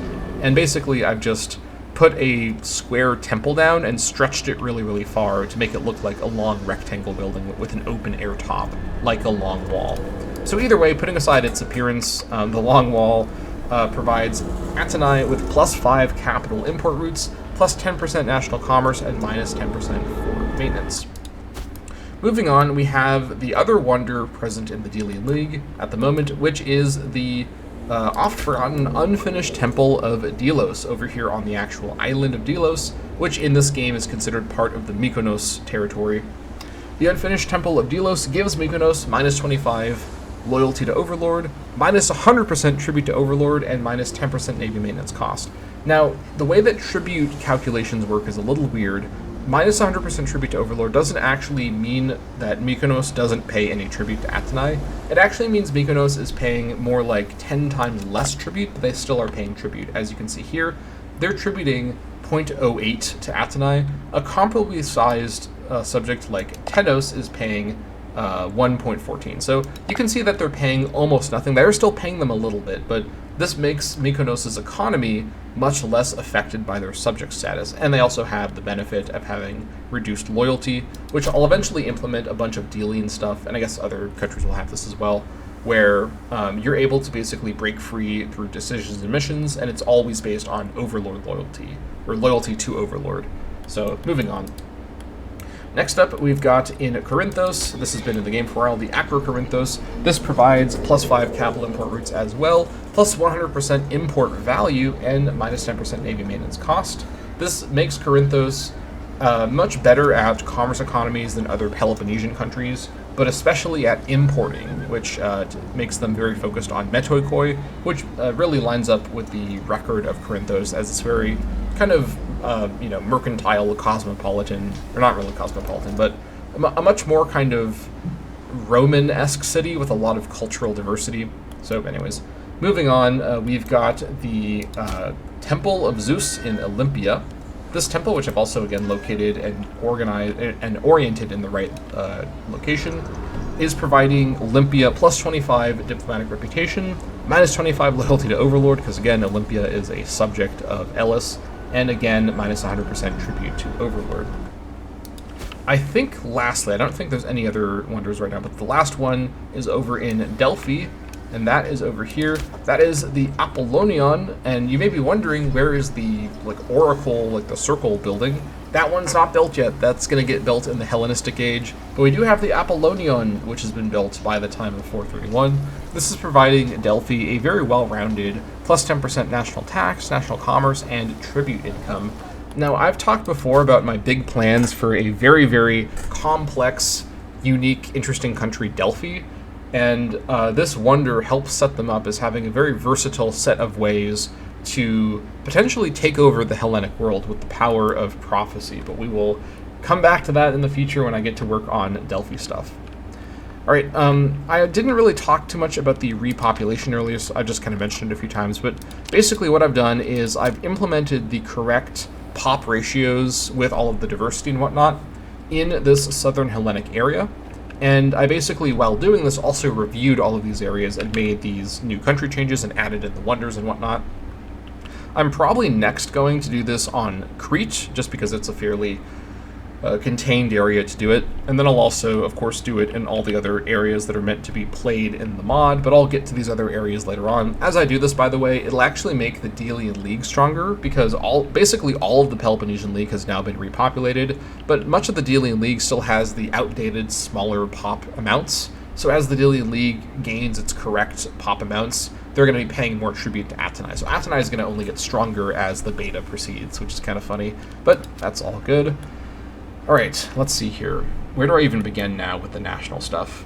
I think I'll start with the Pantheon system. So this is an addition with 0.8 that replaced the priority system. I honestly felt as though the priority system, which is one of the first ideas I had for Hegemony, just didn't really make as much sense with how deep I managed to make the policy system work, as priorities don't have the kind of dynamic interaction between national unity and the power of justification that policies do, and most priorities that everyone really makes sense to have access to also make sense as policies because it's talking about national stuff. So I decided, because there's another system where most people really in this scenario should have the same thing available, and that's religion. So ironically, I have actually made the vanilla national idea system a religion system with the Pantheon system. So basically, with the Pantheon system, you select, and I don't have the icons quite yet, one god of war, one god of plenty, one god of culture, and one god of wisdom. If you have all the slots lined up, you get your very important +1 monthly authority. And these are all very simple single bonuses. It is meant to be like the priority system, where you have access to all of them all the time, and you're encouraged to constantly review what your gods are and possibly switch out to worshiping a different god. Now, keeping in mind that the national idea system is now the gods system, and the god system is now the national policy system, I've done kind of a switcheroo, and I know that that's a little funny, but to be clear, this mod is much more focused on the intricacies of geopolitics than the vanilla game, which had a big focus on the intricacies of religion in comparison.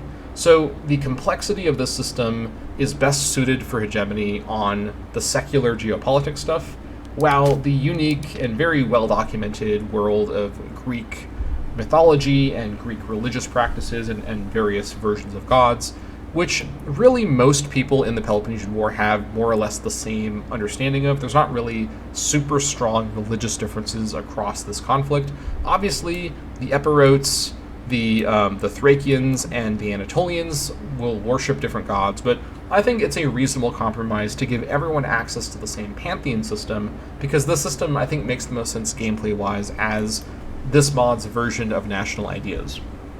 And it works very much in the same role as the priority system, where you're meant to be reviewing it and changing it frequently. Now, I don't currently have any descriptions for these gods because it takes such a long time to write them, but I will add them in later. For now, you can just research the god if you are interested to learn more about them, but I'll just quickly go over what the different modifiers are and move on from there.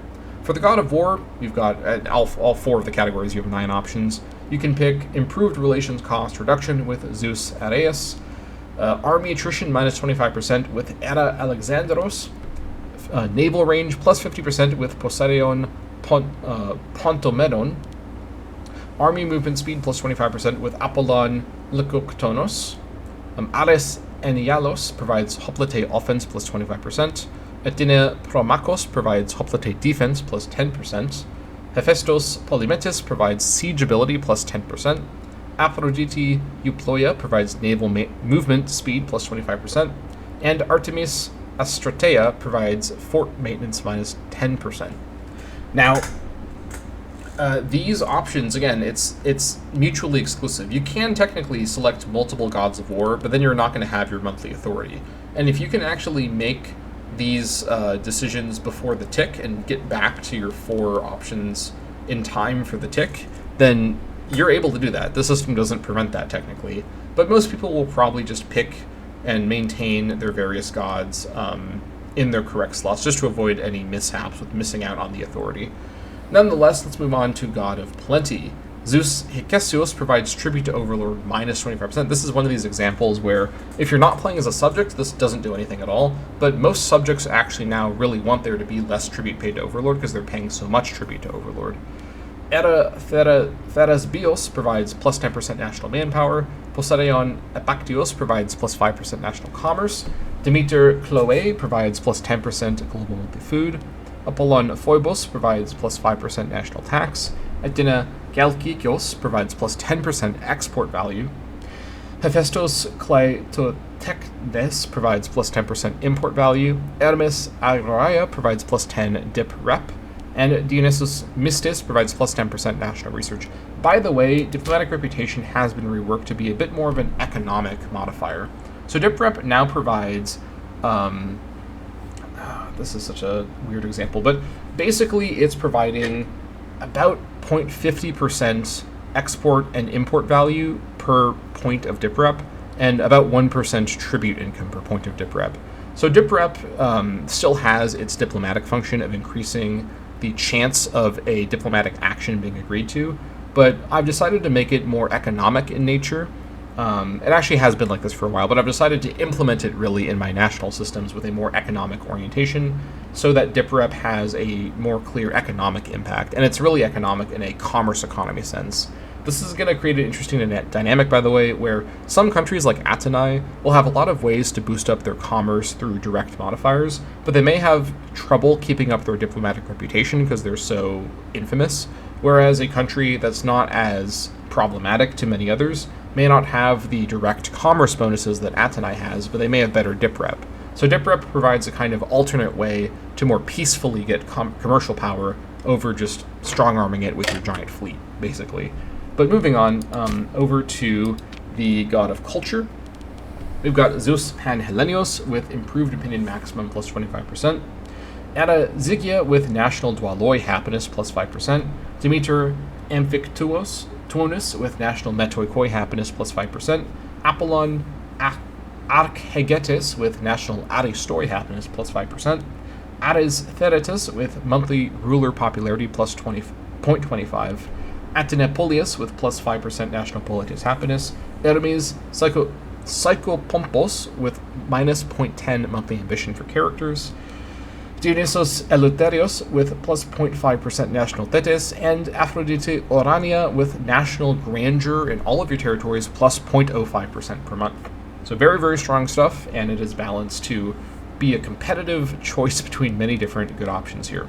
Finally, the god of wisdom, Zeus as Bemeos with plus 5 loyalty of characters, Eta Euclidados with minus 1 national unrest everywhere, Poseidon Fratrios with minus 50% bribe cost, Demeter Irenaeus with minus 50% assassinate cost, Apollon Mantikos with minus 25% challenge the cults cost. We will talk about challenge the cults in just a moment.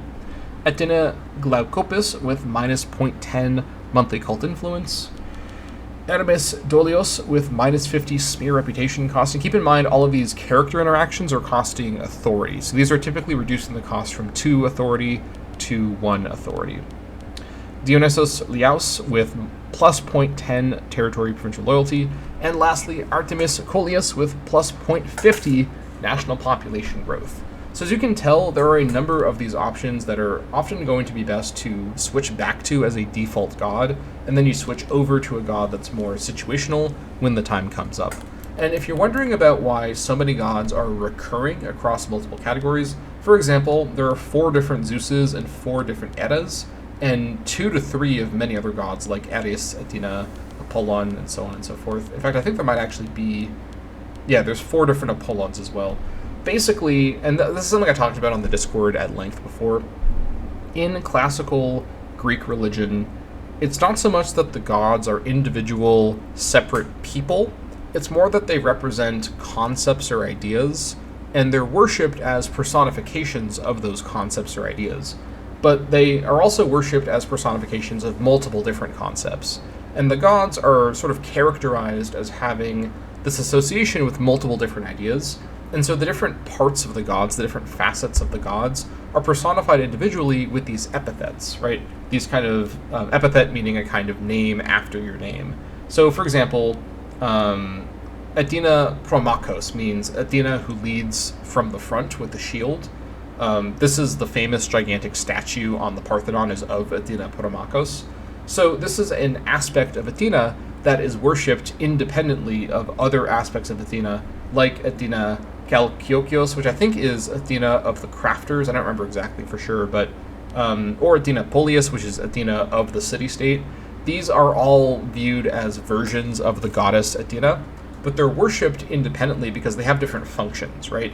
If your goal is to worship or kind of call for divine aid in the maintenance of the polis, you're not going to be worshiping Athena who leads in the front. You're going to be worshiping Athena of the polis, right? like with the Romans, and the Romans may have done this even more than the ancient Greeks, but the Greeks and a lot of other ancient societies had a much more transactional relationship with the gods. It's really more modern, or comparatively more modern religions like Christianity and Islam, which are more kind of, I don't know how to really phrase it in a way that doesn't sound kind of weird. They're more kind of. They're more humble, where there's this idea that you innately must be submissive to the power of faith and religion. Islam is literally about this. Islam is literally about submission to God. But Christianity is very much about this as well, where your human ambition and human kind of capabilities must be checked before God. In older religions, even to some extent in Judaism, but definitely in polytheistic religions like, Greek, the Greek religion of the setting, it's much more transactional, where these gods exist, and actually they often believe that lots of different gods existed all over the place. But these gods exist in a way that is helpful for them, and they want to make a deal with the gods. They want to basically worship the gods, but for a specific outcome. Now, in modern religions, including even in modern pagan religions that are like revived pagan religions, this may seem a little grody, like, praying just to get something. That doesn't seem very faithful. But that's like the basic way religion developed, was that people believed in the supernatural world driving the way reality worked, and they wanted to gain control over it. And over time, crafty priest classes transformed these ideas into ones where you just basically worshipped because you would be, tortured forever if you didn't do it. And in a massive coincidence, you also had to give all of your money and food to the priests. But I'm sure that was just a coincidence that they said that you should do that too. But in fairness, the priests of these various Hellenic gods also are coincidentally demanding a lot of money and resources for their good work that they're doing. But the way that they're viewed is that they are helping to get the attention of these gods and get them to do things for the people who need things done for them, right? Even the idea of sacrifice, because keep in mind, Greek religion is completely super duper about blood sacrifice, mostly animal sacrifice, but not always. And the idea is it's literally a transaction. You want me to kill this animal on your altar, and you like when I do that? I'll do it. I don't like doing it, but I'll do it, and in exchange, I want your help in the thing that you're all about, right? If I'm sacrificing a goat to Athena Polias, I must want something that is related to the realm of Athena Polias. And this kind of pragmatic relationship with religion is such a major part of the material history of ancient Greece, and that's why in Hegemony, I've chosen to model religion in a very kind of secular way. Now, it's in vanilla Imperator Rome, the way that the gods system with the religion mechanic actually works in a kind of real way is a little ambiguous. It's not clear if worshipping the gods and the omen of the gods actually has a divine effect, or if it's just meant to represent people thinking it does. In Hegemony, these gods absolutely definitely don't exist canonically in Hegemony. And there's a lot of funny business that I'll be modeling out in the systems and with the flavor, where the cults of these gods are very clearly, like in real life, not based on a real thing, but based on, human belief in something and to some extent, opportunism. But in fairness, a lot of sleazy religion figures and, priests in history also believed the religion was true. They just, were self-interested to some extent. And I think that this dynamic is a very common recurring thing in human history, as humans are drawn to the creation and maintenance of religion, like we are with other parts of culture, and it's just as much a part of this ancient society as it is in the modern day. That's a whole other conversation, though. The point is, though, that these gods don't exist, and these bonuses they give aren't the gods literally providing blessings. It's meant to represent how, in this case, the pantheon that you're forming, or that you're adopting, is the city-state making a public showing of, we're going to make maybe a hectatomb, a big sacrifice of a bunch of cattle to this god. We're going to work with the cult of this god. And the thing that the god is associated with, people are reassured about that. That's the whole reason religion institutionally works in society, is it's about reassuring people and essentially controlling how people think they fit into society and what they think their capabilities are, right? This is why the first city-states were basically temple city-states run by priests, because it's a very effective tool of organizing and maintaining a civilization. If you can tell people, if you don't do what I say, you're going to be tortured forever in a fiery lake, right? So it's a story as old as time, that religion and the organization and the kind of, the guiding, to use a nice word for that, of the people go hand in hand. And when it comes to this setting, we're before the age of big, complex institutions like the later Christian Catholic Church, which is its own, basically, like, superstructure. But this is an age of many disparate cults, and the diversity and kind of balkanization of all these gods into these different formats, and these different sort of versions, keeps all these cults pretty separate. And so part of the system, which is not in the mod yet, but will be in the mod over the course of the beta, is that each of these versions of these gods that you're worshiping and in your pantheon for your country has a kind of cult in the kind of lore of the game. And whenever you have a god, so for example, say I'm going to go into a battle. I'm going to worship Ares and Yalos, who's this god of war, for the battle.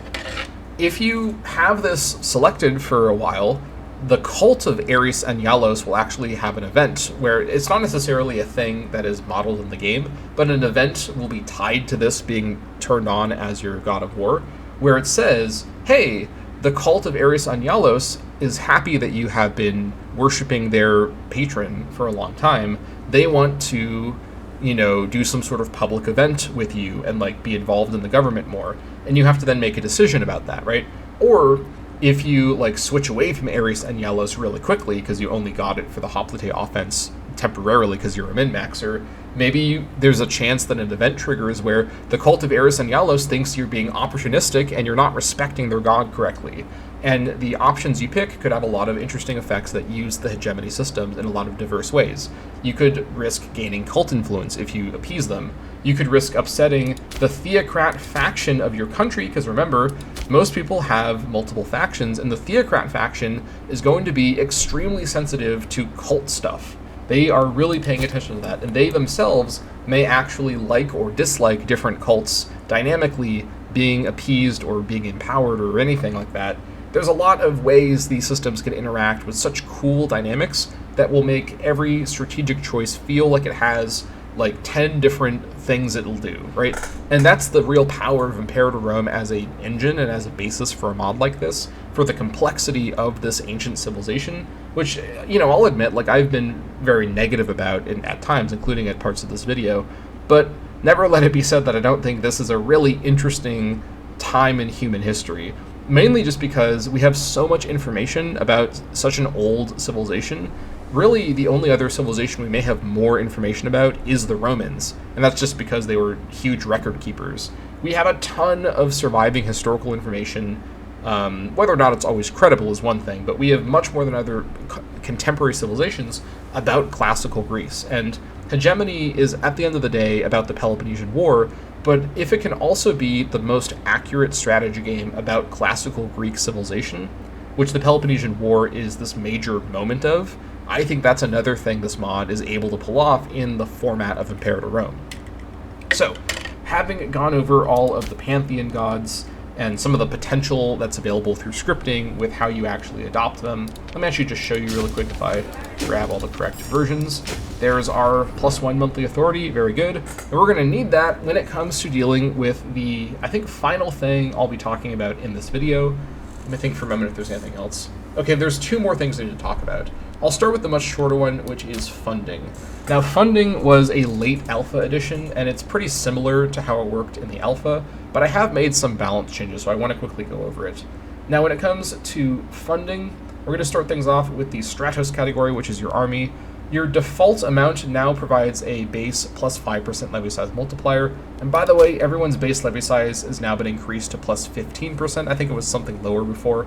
But you basically get a default bit of extra levy size from your default Stratos funding. Reducing Stratos funding now doesn't give you the levy size multiplier, and it also reduces your army weight it increases your army weight modifier by 50% and reduces your army movement speed by 50%, but it reduces your army maintenance cost by 25%. Whereas increasing Stratos funding reduces your national tax by 10% and increases army maintenance cost by 25%. but it also gives you plus 10% levy size multiplier, which is 5% more. Now, the main change I've made with funding is funding now actually is kind of increasing and decreasing instead of it always being a kind of decrease. And this is just kind of a perspective change on the role funding plays in this system. Now, something to note as well is that Hegemony no longer has Moray, which was Hegemony's version of legions. I've decided that, and I've talked about this in the Discord, and this is, by the way, a 0.8.1 change. I've decided that at the end of the day, I just don't think legions in any form actually can be justified for this setting. The way that they work in Imperator Rome is very much meant to be like the Roman legion system, which itself is a little anachronistic for the start of the vanilla Imperator Rome campaign, which is hundreds of years after Hegemony. So I think that ultimately, even though the Spartans have a army system that's a bit more like legions than it is like levies, it's still ultimately a levied system that just involves basically a very, very high levy size multiplier. And I'll be giving Lacedaemon some special mechanics to reflect that. But ultimately, this is an era of citizen soldiers and levied fighting forces, and I think that everyone just having levies is reasonable for the setting.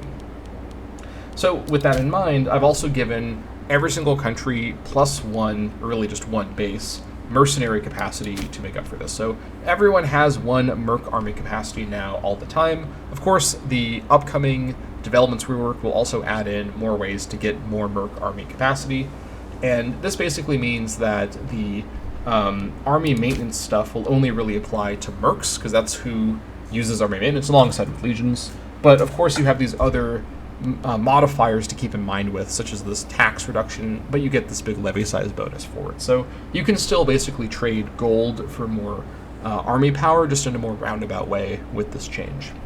Moving on to the Nauticos, which is your naval funding, the default option is going to be plus 10% ship recruit speed. Reducing it gives you 50% reduced naval movement speed and minus 10 loyalty of admirals, but minus 25% navy maintenance cost.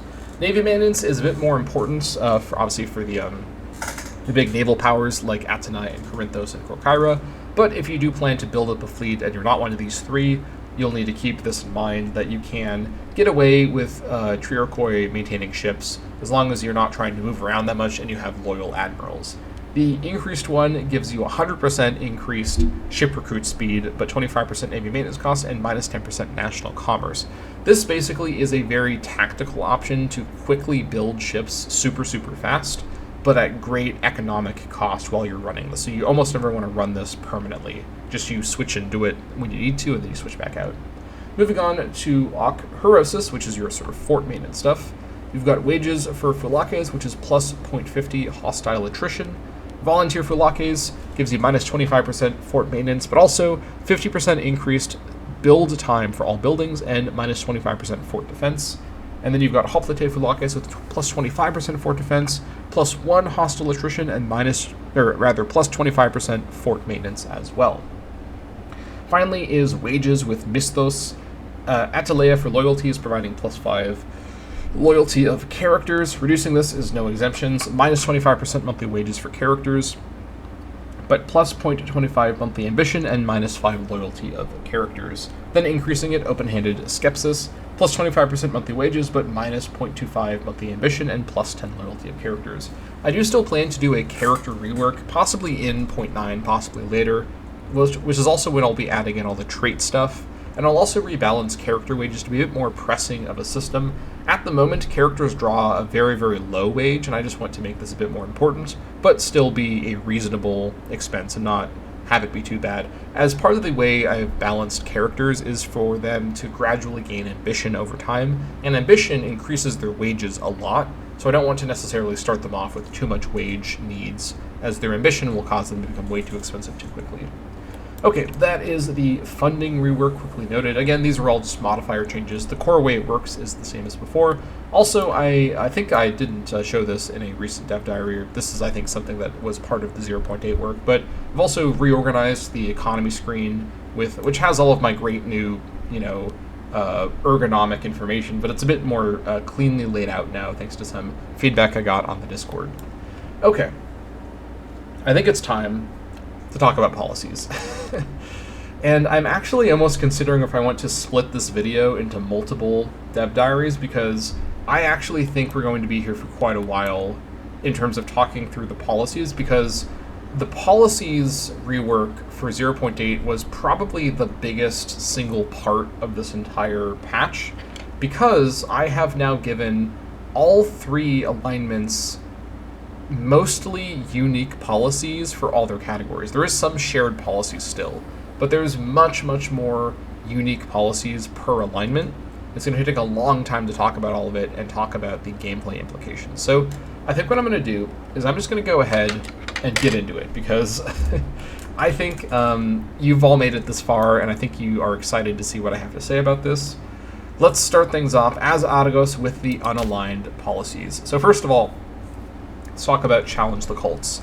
So Challenge the Cults is still providing, when selected, -1 monthly cult influence, but it increases its own costs by double for its duration. It's very much the same as like the stability button in the vanilla game. And it costs 6 authority to do, though this is because of everyone's starting religious policy, Integrate the Cults. So the religious policies and the cultural policies have many shared policies, the religious ones especially, and everyone begins with Integrate the Cults, which is giving everyone the same 0.25 monthly cult influence gain, but it makes Challenge the Cults much cheaper. You may remember from our gods that there's actually a god over here. I think it's Athena. Here it is. Yeah, Athena reduces monthly cult influence, but Apollon gives you a larger Challenge the Cults discount. This will make it 3 instead of 6. And you can, of course, switch over to this just to click the button, then immediately switch back, as the gods don't have any authority, cost, or cooldown or anything like that. So, getting back over to this, Challenge the Cults continues to be a very important part of your cult's influence management, as this is your most consistent way to trade authority for reducing cult influence. Cult influence as a system is very much intended to grow over time and kind of creep up and kind of get out of control while you're not paying attention, which I think is the most accurate way to represent what the system would be like as a game mechanic, right? And so challenging the cults, you trade authority to reduce cult influence briefly, and this can help you kind of sort of release the pressure a bit from the system, but you can't do much to fully get rid of it for long. And I think I'm actually going to talk about the religious policies first while I'm talking about this, because this is the policy system that is the most consistent across all 3 alignments. So the default is Integrate the Cults. Religious cults are an ancient and respected pillar of Hellenic civilization. Though the cults of our polis sometimes cause conflict with our government, having their own agendas and political interests, we intend to continue working with them and only challenge them when absolutely necessary.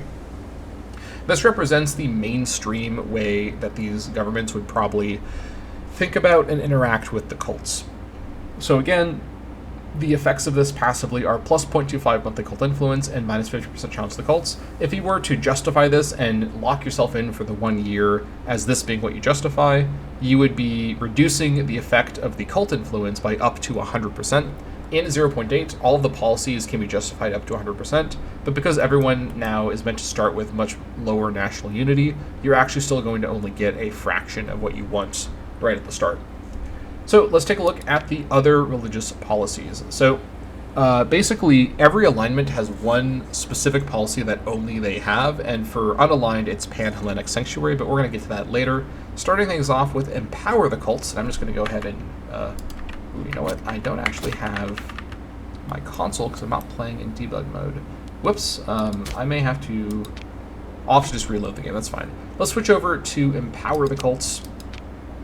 This increases cult influence by double the amount of before, plus 0.50, though again, if you justify it, you can fully get rid of it, and reduces build costs by 50%.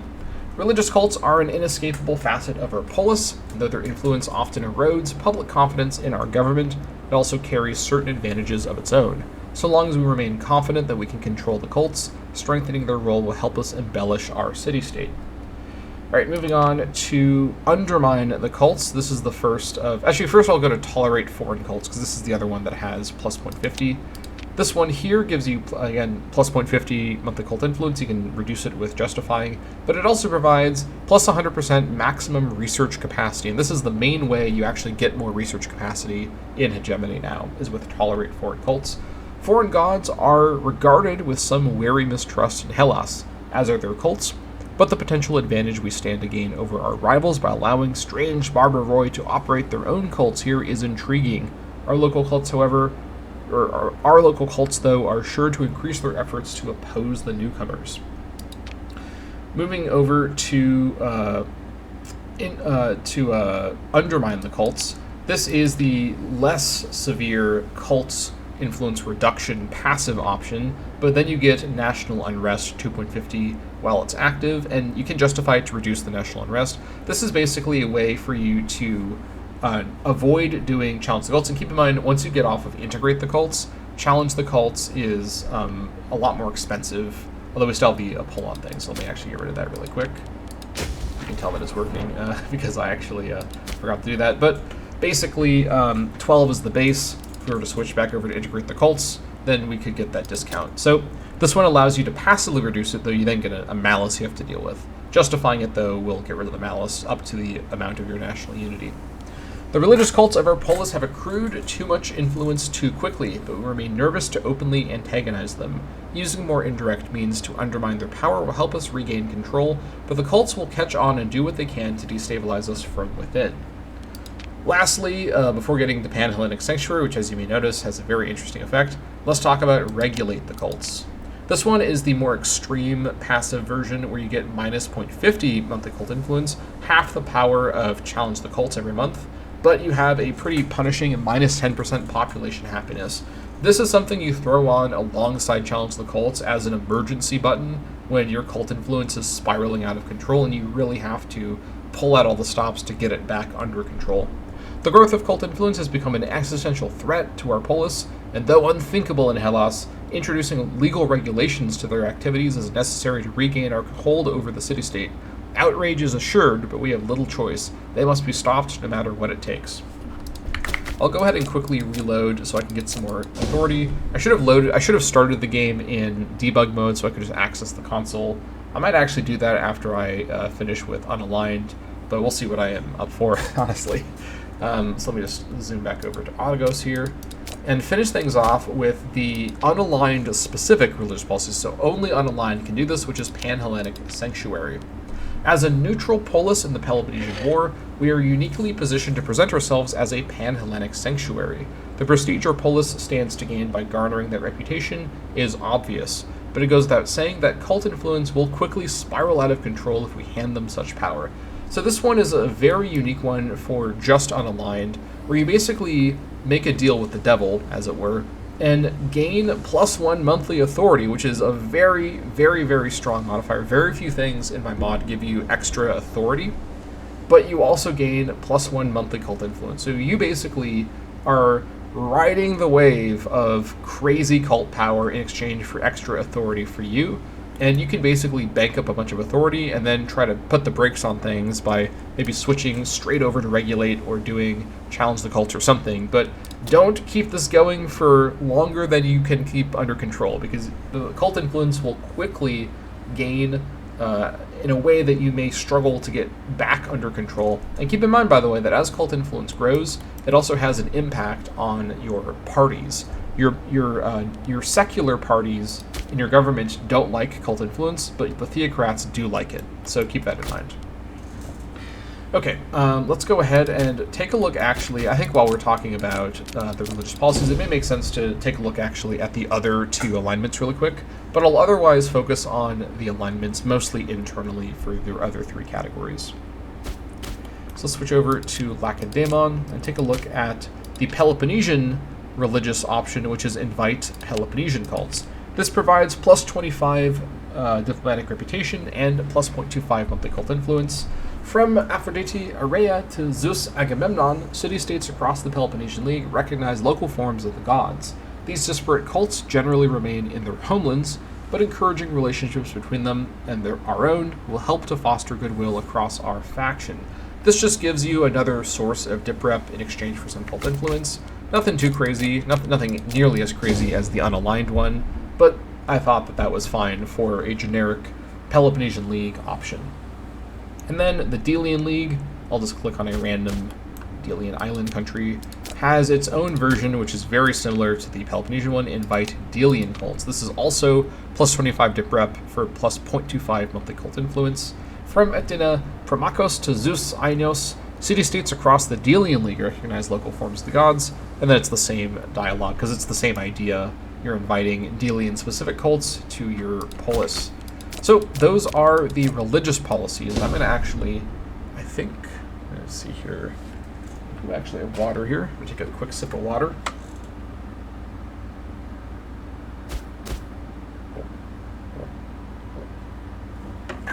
Okay.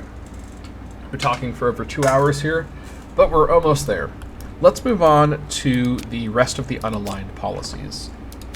So, starting things off with military policy. The default unaligned military policy is opportunistic neutrality, which is minus 50% claim fabricate claim cost, which is an authority discount. So keep in mind that fabricating a claim costs normally 12 authority, and it's 6 for unaligned countries with the default policy. In exchange for minus 10% foreign culture happiness reduction, although you can of course justify this up to be removed. Our polis is neutral in the conflict between the Delian and Peloponnesian leagues, but that does not preclude going to war if we stand to benefit. In fact, our independence from the factions frees us to take on targets of opportunity as they present themselves. Expansion is only a matter of initiative. Moving on to the next unaligned military policy is non-aggression pacts.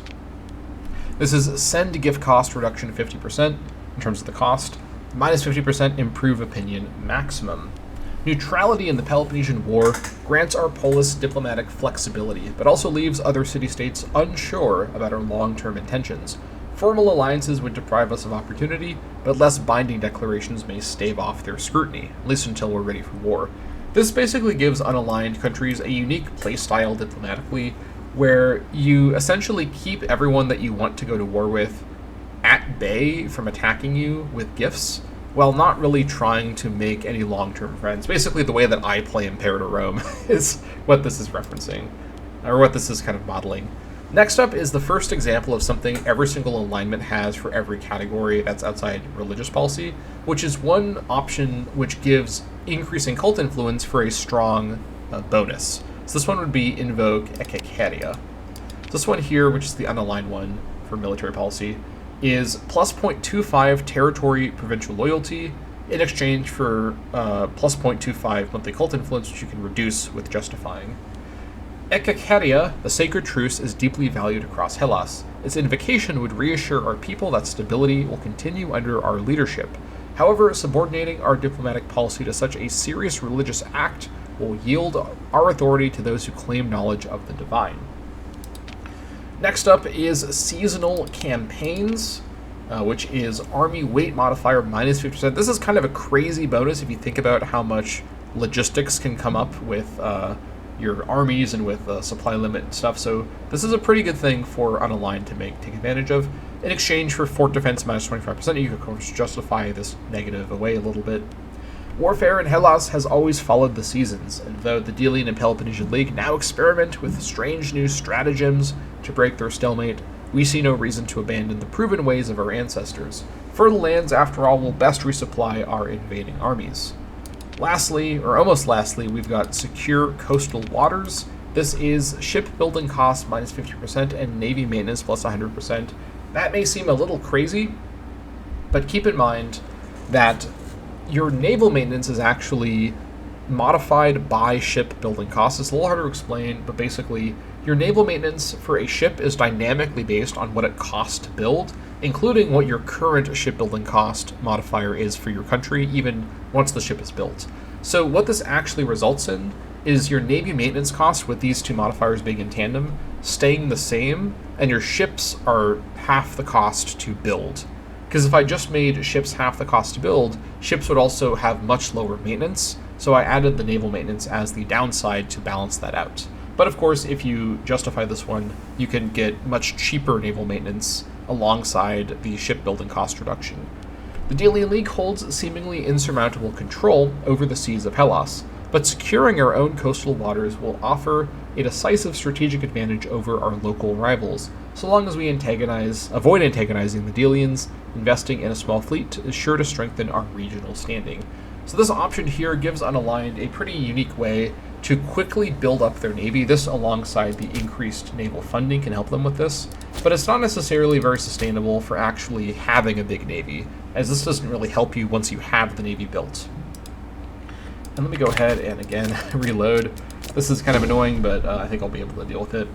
I forgot to launch the game with the debug mode, so I can't have access to the console. I think if I were to quit the game and re-enter, it wouldn't mess up the recording. Maybe I'll give it a try, actually, because this will be way easier. But moving on to fortify neutrality, this is the last military policy for Unaligned. This is fort maintenance minus 25%, but it comes with levy size multiplier minus 5%. Our diplomatic isolation has kept us out of the Peloponnesian War for now, but it also exposes us to invasion from any opportunistic polis with a claim to press. Though we will not shrink from war, keeping our limited manpower behind our walls ensures we will be ready to make our counterattack.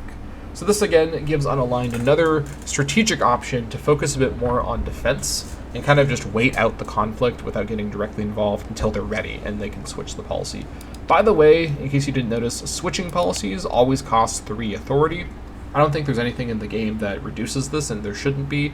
This is the main thing that you're spending your authority on in terms of your national modifiers, as these policies, while meant to be something you can just write out and deal with the negatives of, also present a lot of options where you may want to switch them around.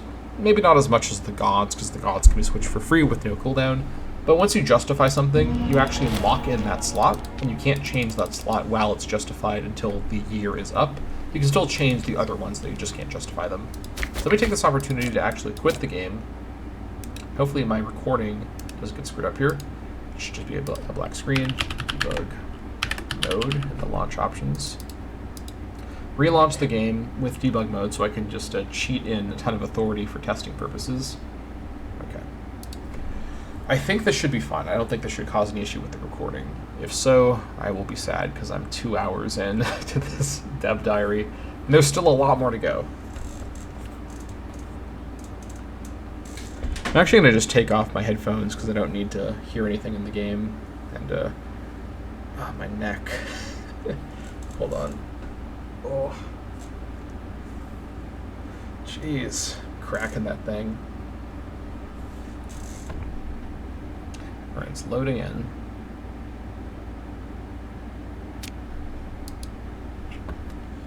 Are you going to capture... Here we go. Okay. I think we're good to go. Alright. I think, yeah, the recording should still continue showing the screen. It shows it on my OBS preview. I'll see in the final video if this got screwed up or something. I can redo the policy part if I need to, but hopefully I don't have to. Alright, back over to Argos, and now let's go ahead and give ourselves, hold on, that's not the right one. Oh, there it is. Alright, we've got plenty to work with now. Okay, moving on to economic policy. Again, all of the economic policies for all 3 alignments are all completely different because military and economy are the main things that were just really different across the alignments. As I mentioned earlier and showed earlier, 1 religious policy per alignment is unique, the rest are the same. And with cultural policies, 4 of them are unique and then 2 of them are the same. So that's what's going on with that. But economic policy, the default one is free trade with 25 DipRep, which remember has an economic benefit, but reduces pop realignment speed by 25% for unaligned, which is who can access it, I should say. The stenochoria, the tightness of our soil, has led our polis to integrate its economy with the broader trade network across the Mediterranean world. With the Peloponnesian War now interrupting much of that economy, we should focus on continuing in the normal course of business as best we can. The next option is Delian trade, which is import value plus 25%, but reduces global monthly food by 25% as well. Seaborne trade is the foundation of most Hellenic economies, and with the Delian League firmly in control of the Aegean, it makes sense that we focus on strengthening our economic ties to Athenae's maritime faction. They are desperate for more food, and we are willing to trade for their fine Ionian goods. Next up is Peloponnesian trade, which gives you an export value bonus with an import value malus. The city-states of it should say the Peloponnesian League, are generally meager, hard-scrabble traders, and the loss of Delian trade deprived them of most valuable commerce. Though they have little interesting for sale, they are eager to resume their access to quality Delian markets through a neutral intermediary. And by the way, these various economic policies kind of present different ideas for what the economic policy of a neutral, unaligned country might actually look like in this context. These aren't necessarily meant to be like, this is what it would have been like for the entirety of the Classical Age, but there's a big focus here on the scenario of the Peloponnesian War and how the policies represent what is actually feasibly going to happen in that context. Moving on to economic neutrality, this is 25% national tax, but minus 25% national commerce. The Peloponnesian War has upended Mediterranean trade, and while both factions are willing to trade with unaligned city-states, we risk maintaining our diplomatic neutrality if we compromise our economic neutrality. It will cost us at first, but self-sufficiency will prepare us for the dark times ahead. So this is the unaligned tax economy direction you can go in. Next up is Pan-Hellenic Treasury with a very interesting plus 2.5 base tax. This is actually just flat money that you just get into your economy directly. I think it counts over here in like the base tax income. I don't remember exactly where it shows up, but let me actually show you. So this is 9.88 income right now. Let me change this policy to something else. Yeah, down to 6.91. So I think it is actually the literal base tax is increased by that amount. And this is the only policy in the game that does this, and I think it's just really interesting to see this this sort of balance present here, with the downside of increasing monthly cult influence plus 0.25. Okay. Though perhaps sacrilegious to even entertain the idea, city-states from both factions are looking for a neutral sanctuary in which to secure their treasuries. We can safeguard their wealth. Granting our local cults the power to oversee such riches, however, will quickly embolden them at our expense. Next up is, actually last up for unaligned economic policies, is Autarkia, with DIPREP minus 25 for plus 25% global monthly food. No matter how fundamental Mediterranean trade has been for our polis, the chaos unleashed by the Peloponnesian War has left us uncertain if our most basic resource, food, remains secure. Though our standing across Hellas is sure to falter, we should shift our focus from sea trade to food production. Now, these policies sort of reflect what my current research about ancient Greek economics is, which is that it was largely all about commerce, and there, of course, was sort of a tax economy element in any city-state, but most economic activity that we know about is from the commercial relations of different city-states and their merchants. So I've really made the Mediterranean commercial world a central element of the economic policy stuff, where all the decisions are in relation to that world and the way the Peloponnesian War has interfered with it. Moving on to cultural policies, the default option is politomai. Politomai means active citizenship and is a fundamental expectation in any Hellenic polis. As a neutral city-state in the Peloponnesian War, we have no hegemon to define for us who we are as a city-state. We only answer to our people. If they remain true, we will achieve great things in their name. This provides plus 10 loyalty of characters, but reduces pop assimilation speed by 25%. Moving on to denounce hubris, this gives you minus 0.25 monthly ambition for characters, but plus 0.25 monthly cult influence. Hubris is contempt for the natural order maintained by the gods, and those accused of it are condemned for inviting supernatural reprisals on their polis. Denouncing, denouncing, I spelled that wrong. Hubris will check the ambitions of our politicians, but possibly endanger our cults, or possibly empower our cults by calling attention to the politics of a religious issue. Moving on to Isagoria, with monthly ruler popularity plus 0.50, but monthly ambition plus 0.25 as well. Free public speech is a relatively new idea, championed by Athenai. The benefits of experimenting with this freedom are obvious, and our Archon will enjoy a certain prestige for allowing it. However, it will obviously loosen our control over public discourse, and we must be ready for the consequences. Next up is routine Euthymia, with plus 0.10% monthly statesmanship for characters, but minus 10 loyalty of characters. Euthymia straightening is a process by which outgoing officials are formally reviewed. Both their handling of public money as well as their ethics are expected to be scrutinized. Though none of our politicians enjoy euthanasia, they are sure to redouble their efforts to avoid setbacks to their careers. Finally are the two generic cultural policies that everybody has, which is national sunokismos and national diokismos. National sunokismos provides plus 25% wages for characters, which you can reduce, but also provides a plus 0.05% national grandeur everywhere. Sunokismos is the unification of independent villages into a single city, the foundation of many city-states across Hellas. Invoking this ancient and respected tradition to help us centralize our people into our capital will bolster our prestige, but the expense of such a project must be taken into account. And then we've got national diokismos, with monthly ruler popularity minus 0.50, but pop migration speed plus 5, which is a lot of pop migration speed if you don't know. Diokismos is the rare inverse of sunokismos. Encouraging our people to return to the countryside may improve the rate by which our polis decentralizes productivity across its full territory, but our people may regard the project as a punishment and hold our archon in contempt for the effort. This, by the way, reflects how in this time period it was actually something that's sometimes done to conquered people to force them to decentralize out of their city into the countryside. So it's actually kind of something that would be viewed as, it would be seen as something viewed as a negative to be forced to, I guess it kind of would still in the modern day be seen as a bad thing to be forced to leave your city that you live in. But diokismos is a more negative connotation in this era, to be sure. Okay, that is the unaligned policies. Let's move on to the Peloponnesian League next. Then we'll close things out with the Delian League policies. Then I'm going to go to sleep.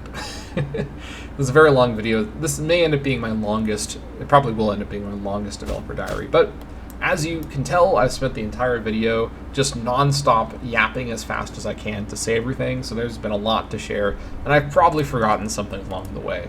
So let's just go over to Tegea just to kind of switch things up and take a look at the Peloponnesian policies. Starting things off with the military with Peloponnesian Time with plus 10% morale of armies, minus 10% morale of navies. Under Lacedaemon's leadership, the Peloponnesian League fields armies whose strength, discipline, and honor are unequaled in Hellas. Though the Delian League can claim naval supremacy, all true Hellenes know that it will be men, not ships, who win this war and restore Hellas to order.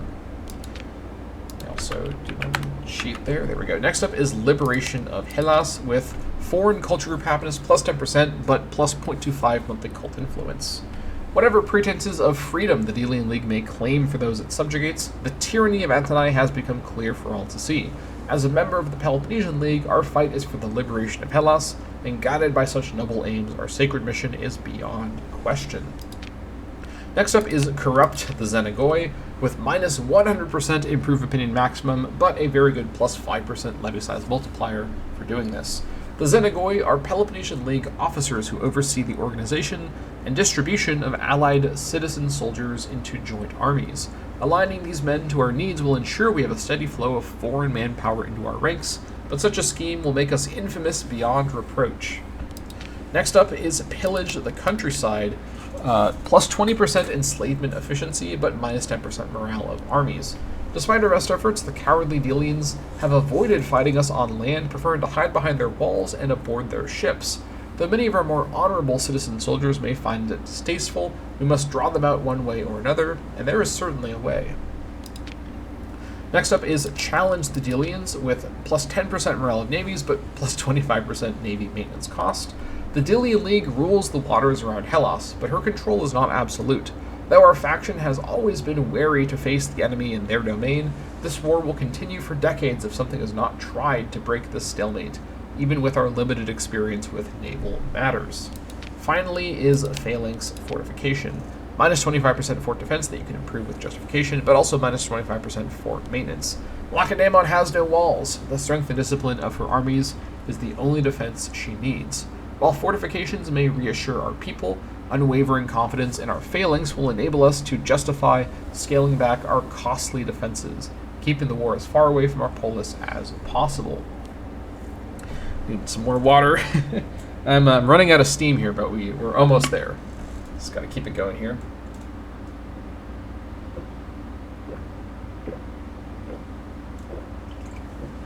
Okay. Prioritized land trade is the default economic policy for the Peloponnesians, plus 25% national tax, but minus 25% national commerce. The Stencoria, the tightness of our soil, has always kept us reliant on imported resources from across the Mediterranean. Our Delian enemies may blockade our ports and attempt to starve us into surrender, but they can do little to halt what trade we can sustain by land. We must expand it. Next up is garrison our Agroctemata, with minus 25% national manpower, but plus 25% global monthly food. Long-standing Delian control over Mediterranean trade already drove our faction to rely more and more on slave labor to keep up with our food needs. We simply cannot afford to deplete our garrison forces by sending them to war now. The Dwaloi are waiting for just such a moment to finally rise up. Next up is Peloponnesian austerity with plus 5% population happiness for plus 0.25 monthly cult influence. This is probably one of the better cult influence options to go for when it comes to these cult influence options for the different secular policies with such a good modifier, but that's just my opinion. You can decide if you want to go for it or not. The Delian League may enjoy natural abundance, but our faction certainly does not. We could despair, but our people need steady leadership to guide them through this war. Even if they face sacrifices we must be willing to make. Faith in the gods will keep their sacred mission unclouded by doubt. Moving on, we've got Scramble for imports with plus 25% import value, but minus 25 dip rep. Keep in mind, this basically means you're actually getting 12.5% import value, or wait, no, less than that. You're getting like 18% import value, but then you're also losing out on a lot of export value and tribute value and the other things dip rep does. So this is just giving you import, and then it's weakening your commerce economy otherwise. The complete loss of trade with the Delians has left us with far fewer commercial partners, and their limited resources are sure to deplete quickly. We must act fast to secure the trade deals our people need to survive, even if such opportunism will draw a sharp rebuke from our allies. Next up is Limit League Integration, which gives you, plus 1% national pop growth, but minus 25% pop assimilation speed. Unlike the Delian League, our faction holds true to the traditional norms of Hellas, respecting the sovereignty of the city-states who comprise it. Though economic collaboration with our allies has its benefits, we must hold firm to these boundaries and preserve what it means to be us. Lastly is Resume Delian Trade with plus 25% export value but minus 25% pop realignment speed. We may be at war with the Delian League, and they may be restricted by the Megarian decree, but many of them remain interested in resuming intra-factional trade. Our credibility as a loyal Peloponnesian League ally may fall apart if we take the opportunity, but there is clearly profit to be made. Alright, moving on to the 4 unique cultural policies for the Peloponnesians. The default one is Pragmatic Melos, with plus 0.25 monthly ambition and plus 10 loyalty of characters. As a Melos, a free ally in the Peloponnesian League, there are certain expectations that we follow our hegemon. However, we are no subject polis. We are free to act on our own accord so long as we remain observant of our treaty, and we intend to involve ourselves in this war on our own terms. Next up is Steadfast Melos, which provides minus 0.25 monthly ambition and minus 10 loyalty of characters. As a Melos, we are a free and independent ally in the Peloponnesian League. While some would take advantage of this position to enrich or protect themselves, we intend to honor the legacy of Lacedaemon's long struggle for Hellenic freedom by fighting alongside our faction to the very end. And then, of course, you've got Unmotivated Melos with plus 5% population happiness, but minus 5% levy size multiplier. Our people may celebrate our status as a Peloponnesian Melos, an ally, in public, but we know that secretly they would rather we get ourselves out of this ruinous war as soon as possible. We cannot help but agree with this sentiment and intend to limit our involvement to only a token effort. And then we've got the final unique one for the Peloponnesians, Peloponnesian Eunomia, with minus 2.50 national unrest, but plus 0.25 monthly cult influence. Eunomia, good order, is the guiding principle of the Peloponnesian League, and one all Hellenes should strive towards. The chaos created by democracy and other Delian schemes has subverted Eunomia, but as a Peloponnesian Melos, we stand firm against these corrosive forces. Okay, that is the entire Peloponnesian policy system. Keep in mind that national Sunoikismos and Diokismos, this is the exact same as unaligned and as a Delian, and we already looked at invite Peloponnesian cults. The rest of these are the same generic religious policies, because the religious stuff doesn't really have a lot of individuality along alignment lines. So let's close out with the Delian policies, and I will then sleep for 100,000 years. Hopefully not that long, because I want to get patch 0.9 out sooner or later, but I think I may need to take a serious breather after this recording. This is definitely going to be, I think, my longest dev diary ever. Hopefully the longest one I ever have to do. Let's just pick Naxos just for fun.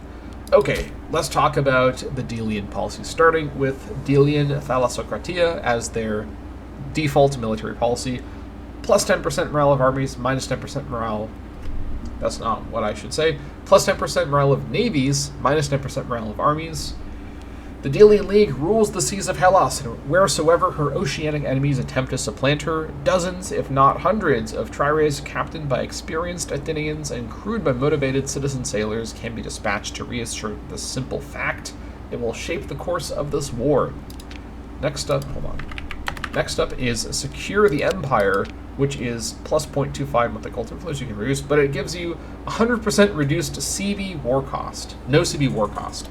Now, sort of like with the tribute, this doesn't actually mean no CV wars are free.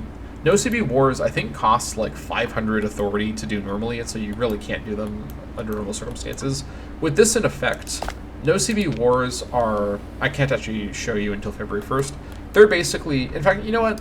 Let me just spend a month just to show you this, because I want to show you what this actually does. I guess I'll have to declare on Athenai specifically, because they're my overlord. Hold on, let me switch over to someone who's allowed to declare war. Let me pick Kyra, I guess. And by the way, I've designed the policies for Delian and Peloponnesian to more so represent what the generic member would be like. I'm going to have interesting countries like, Lacedaemon and Athenai actually have their own custom policies. And I can do this with the way that it's coded, where on a country level, countries can actually have individual policies that they have access to only. So like things like policies dealing with tribute income are something Athenai alone could get. And then if someone supplants them as hegemon, they could get access to those policies as the Delian hegemon, as an example. Let me just quickly get this going here and switch over to this again.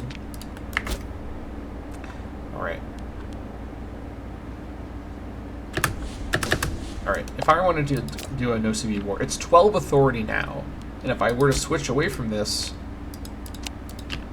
it is now, okay, it's 120 authority normally, and then it's 12 authority with no CB minus 100%. So hopefully that clarifies the math there. But getting back to it, denouncing the Delian League as an empire is an old and familiar slander levied by her enemies, and yet there is power in wielding this reputation for ourselves.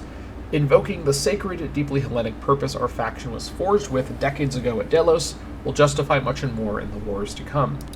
Next up is naval invasions with plus 50% army movement speed but minus 25% siege ability. The Peloponnesian League can reliably claim dominion over land warfare in this war, but our naval supremacy enables us to avoid their armies altogether and strike their heartlands from the seas.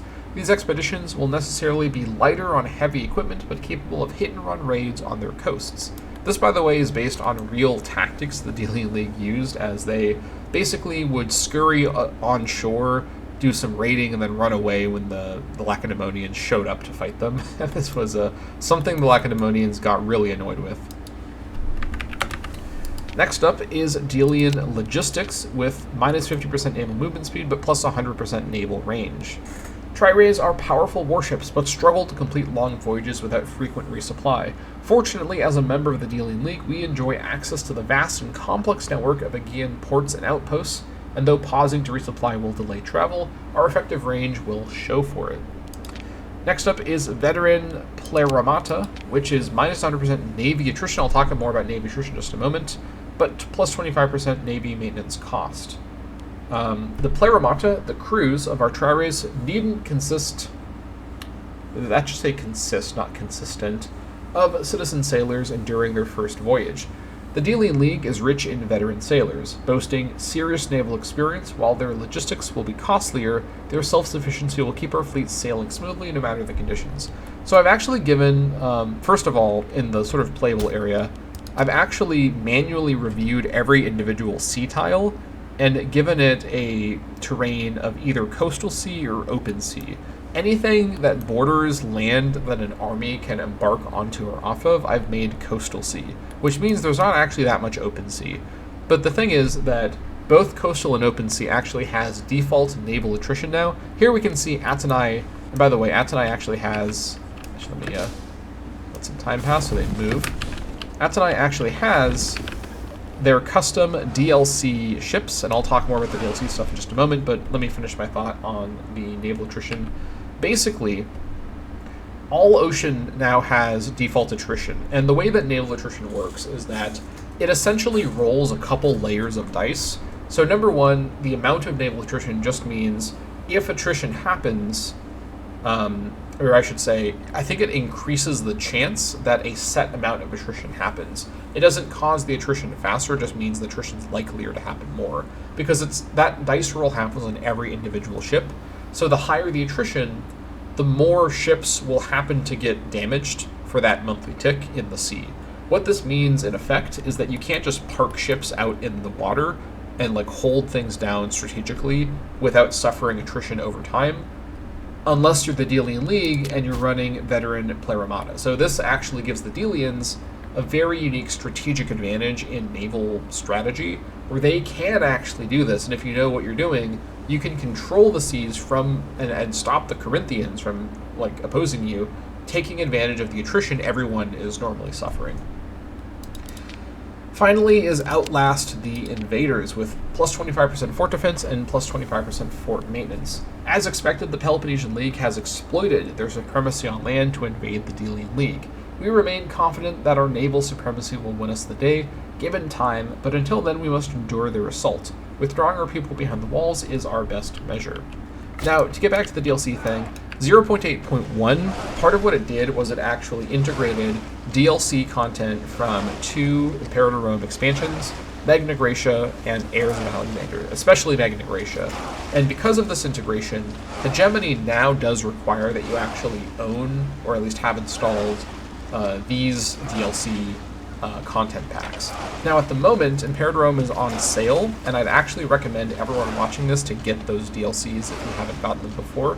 Now, some may ask why force people who want to play this mod to have these DLCs when just having the unique ship model, and Lacedaemon has one as well.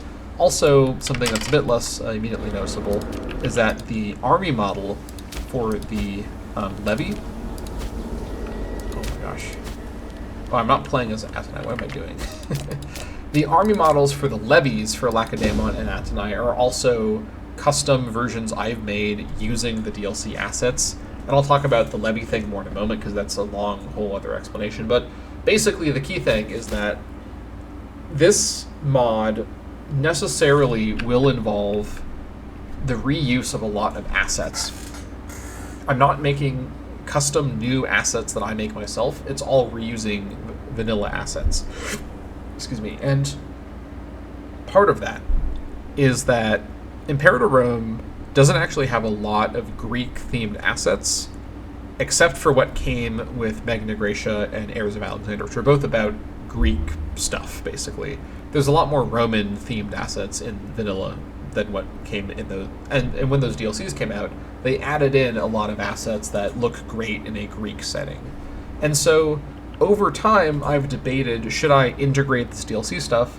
But keeping in mind that if I just put this stuff in the mod directly, that's kind of like piracy, because you have to pay for this content from Paradox to normally access it in vanilla.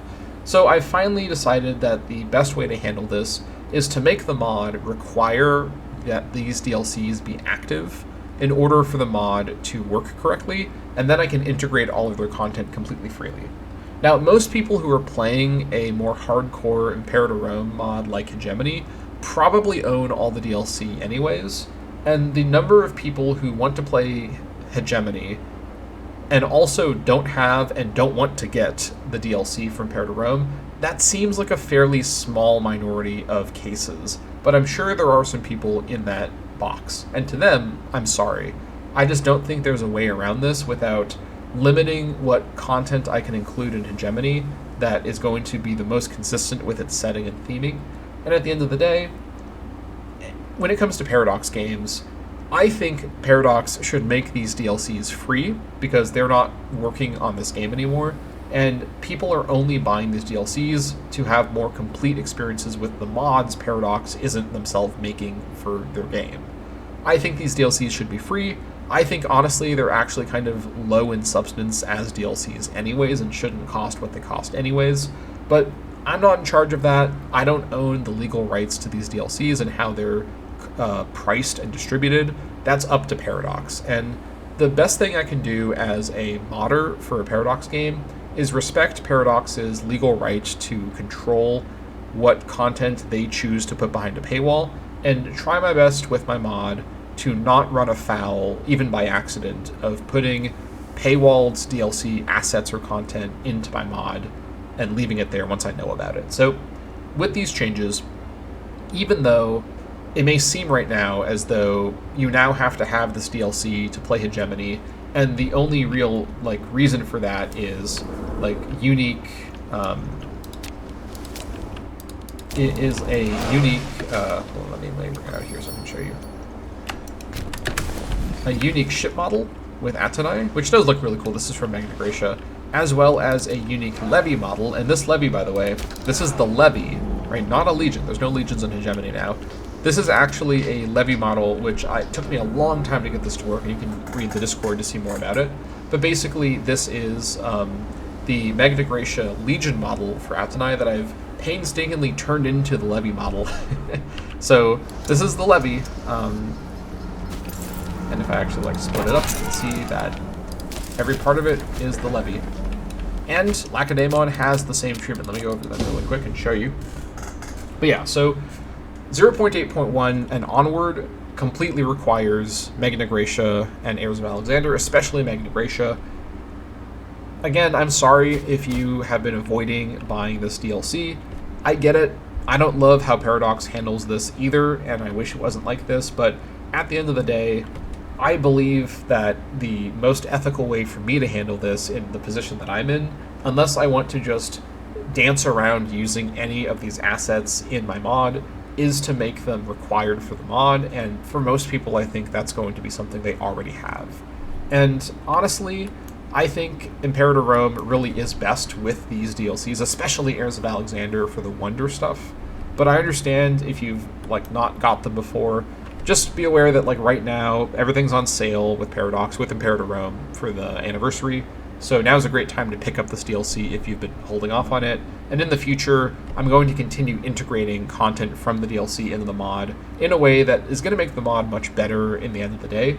But this is only possible because I'm making that call that I'm going to require the DLC for the mod, but I'm now freed from any constraints around how I handle DLC content in the mod.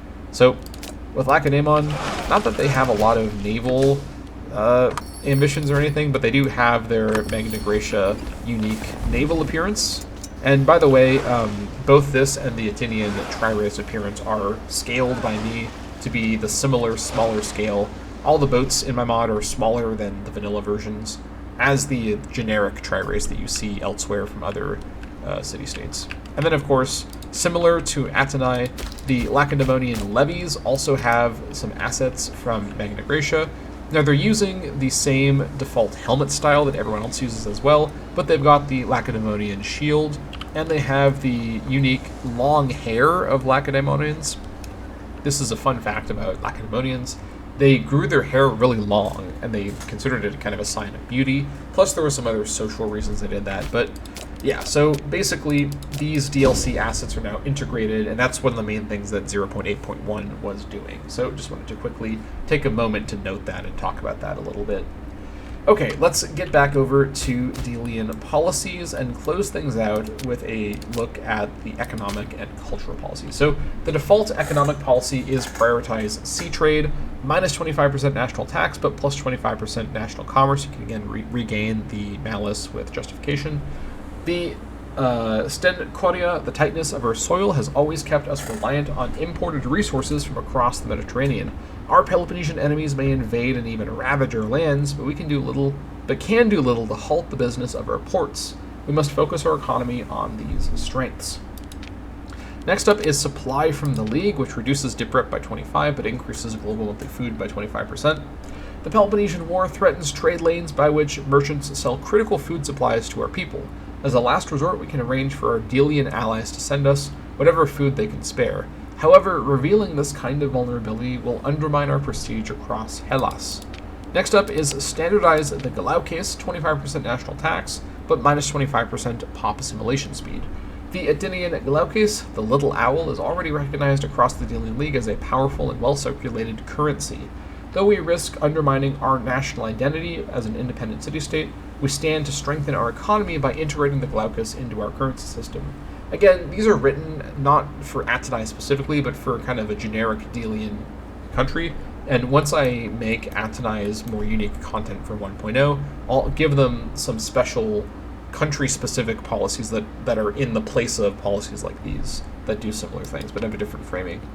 Next up is disregard the decree, which will provide a plus 25% import value, but minus 25% pop alignment speed.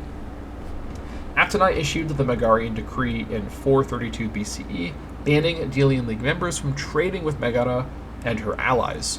It may now stand as binding Delian policy, but we can make enormous profits by allowing the embargoed Peloponnesians to quietly resume their exports to our ports. Next up is resume Cetos exports with export value plus 25%, but global monthly food minus 25%. Cetos cereal grains are some of the few crops our sparse soil can support. Though we are not exactly rich in foodstuffs, other Delians have found themselves struggling to feed their people as war disrupts the Mediterranean food trading network, and they're willing to pay a premium for ours. Lastly is renegotiate the Phoros with plus 0.25 monthly cult influence, but minus 50% tribute to Overlord. Remember, tribute to Overlord is now much more important for all the subjects. If you're a Delian country, you're most likely also a subject.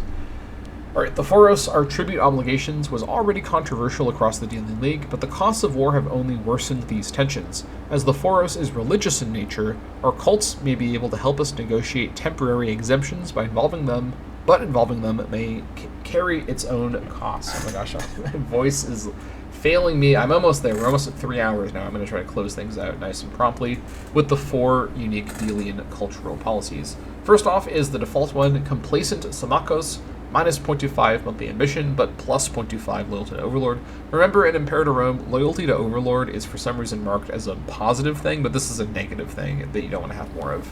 As a Samakos, our polis is a member of the Delian League, and though this once meant alliance with the Hegemon, these days it means subjecthood. However, obeisance has its advantages, and until we're ready to make our play for autonomy, we will keep our most ambitious men in check. Next up is scheming Samakos with plus 0.25 monthly ambition, but also plus 10 loyalty of characters. As a Samakos, our polis is a member of the Delian League, but in truth we are a subject of the Hegemon. Open rebellion against this wretched state of affairs is an absolute last resort.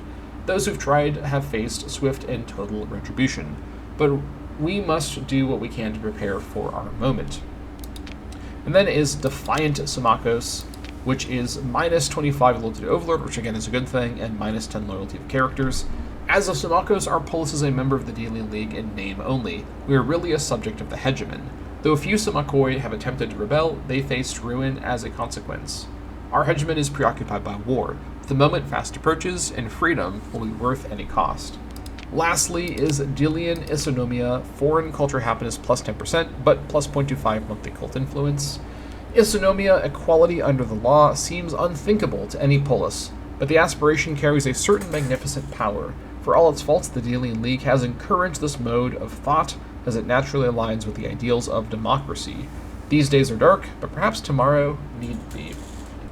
And on that positive note, that concludes my policy overview, and with that, I think we're actually basically done with the 0.8 content. I'm sure there's something I forgot, but I covered everything that I know offhand is important to cover for explaining everything new in 0.8 and how things have changed from the alpha. As you can see, things haven't dramatically been reshaped. We're dealing with the same systems and basically the same dynamics, but the balancing is much more organized. I've gone through and really come to understand how everything fits together, and I've tried my best to align everything, for lack of a better word, to basically work together to achieve the ultimate goal and vision of this project. So that concludes this very, very brisk and efficiently presented developer diary. This was such a short one.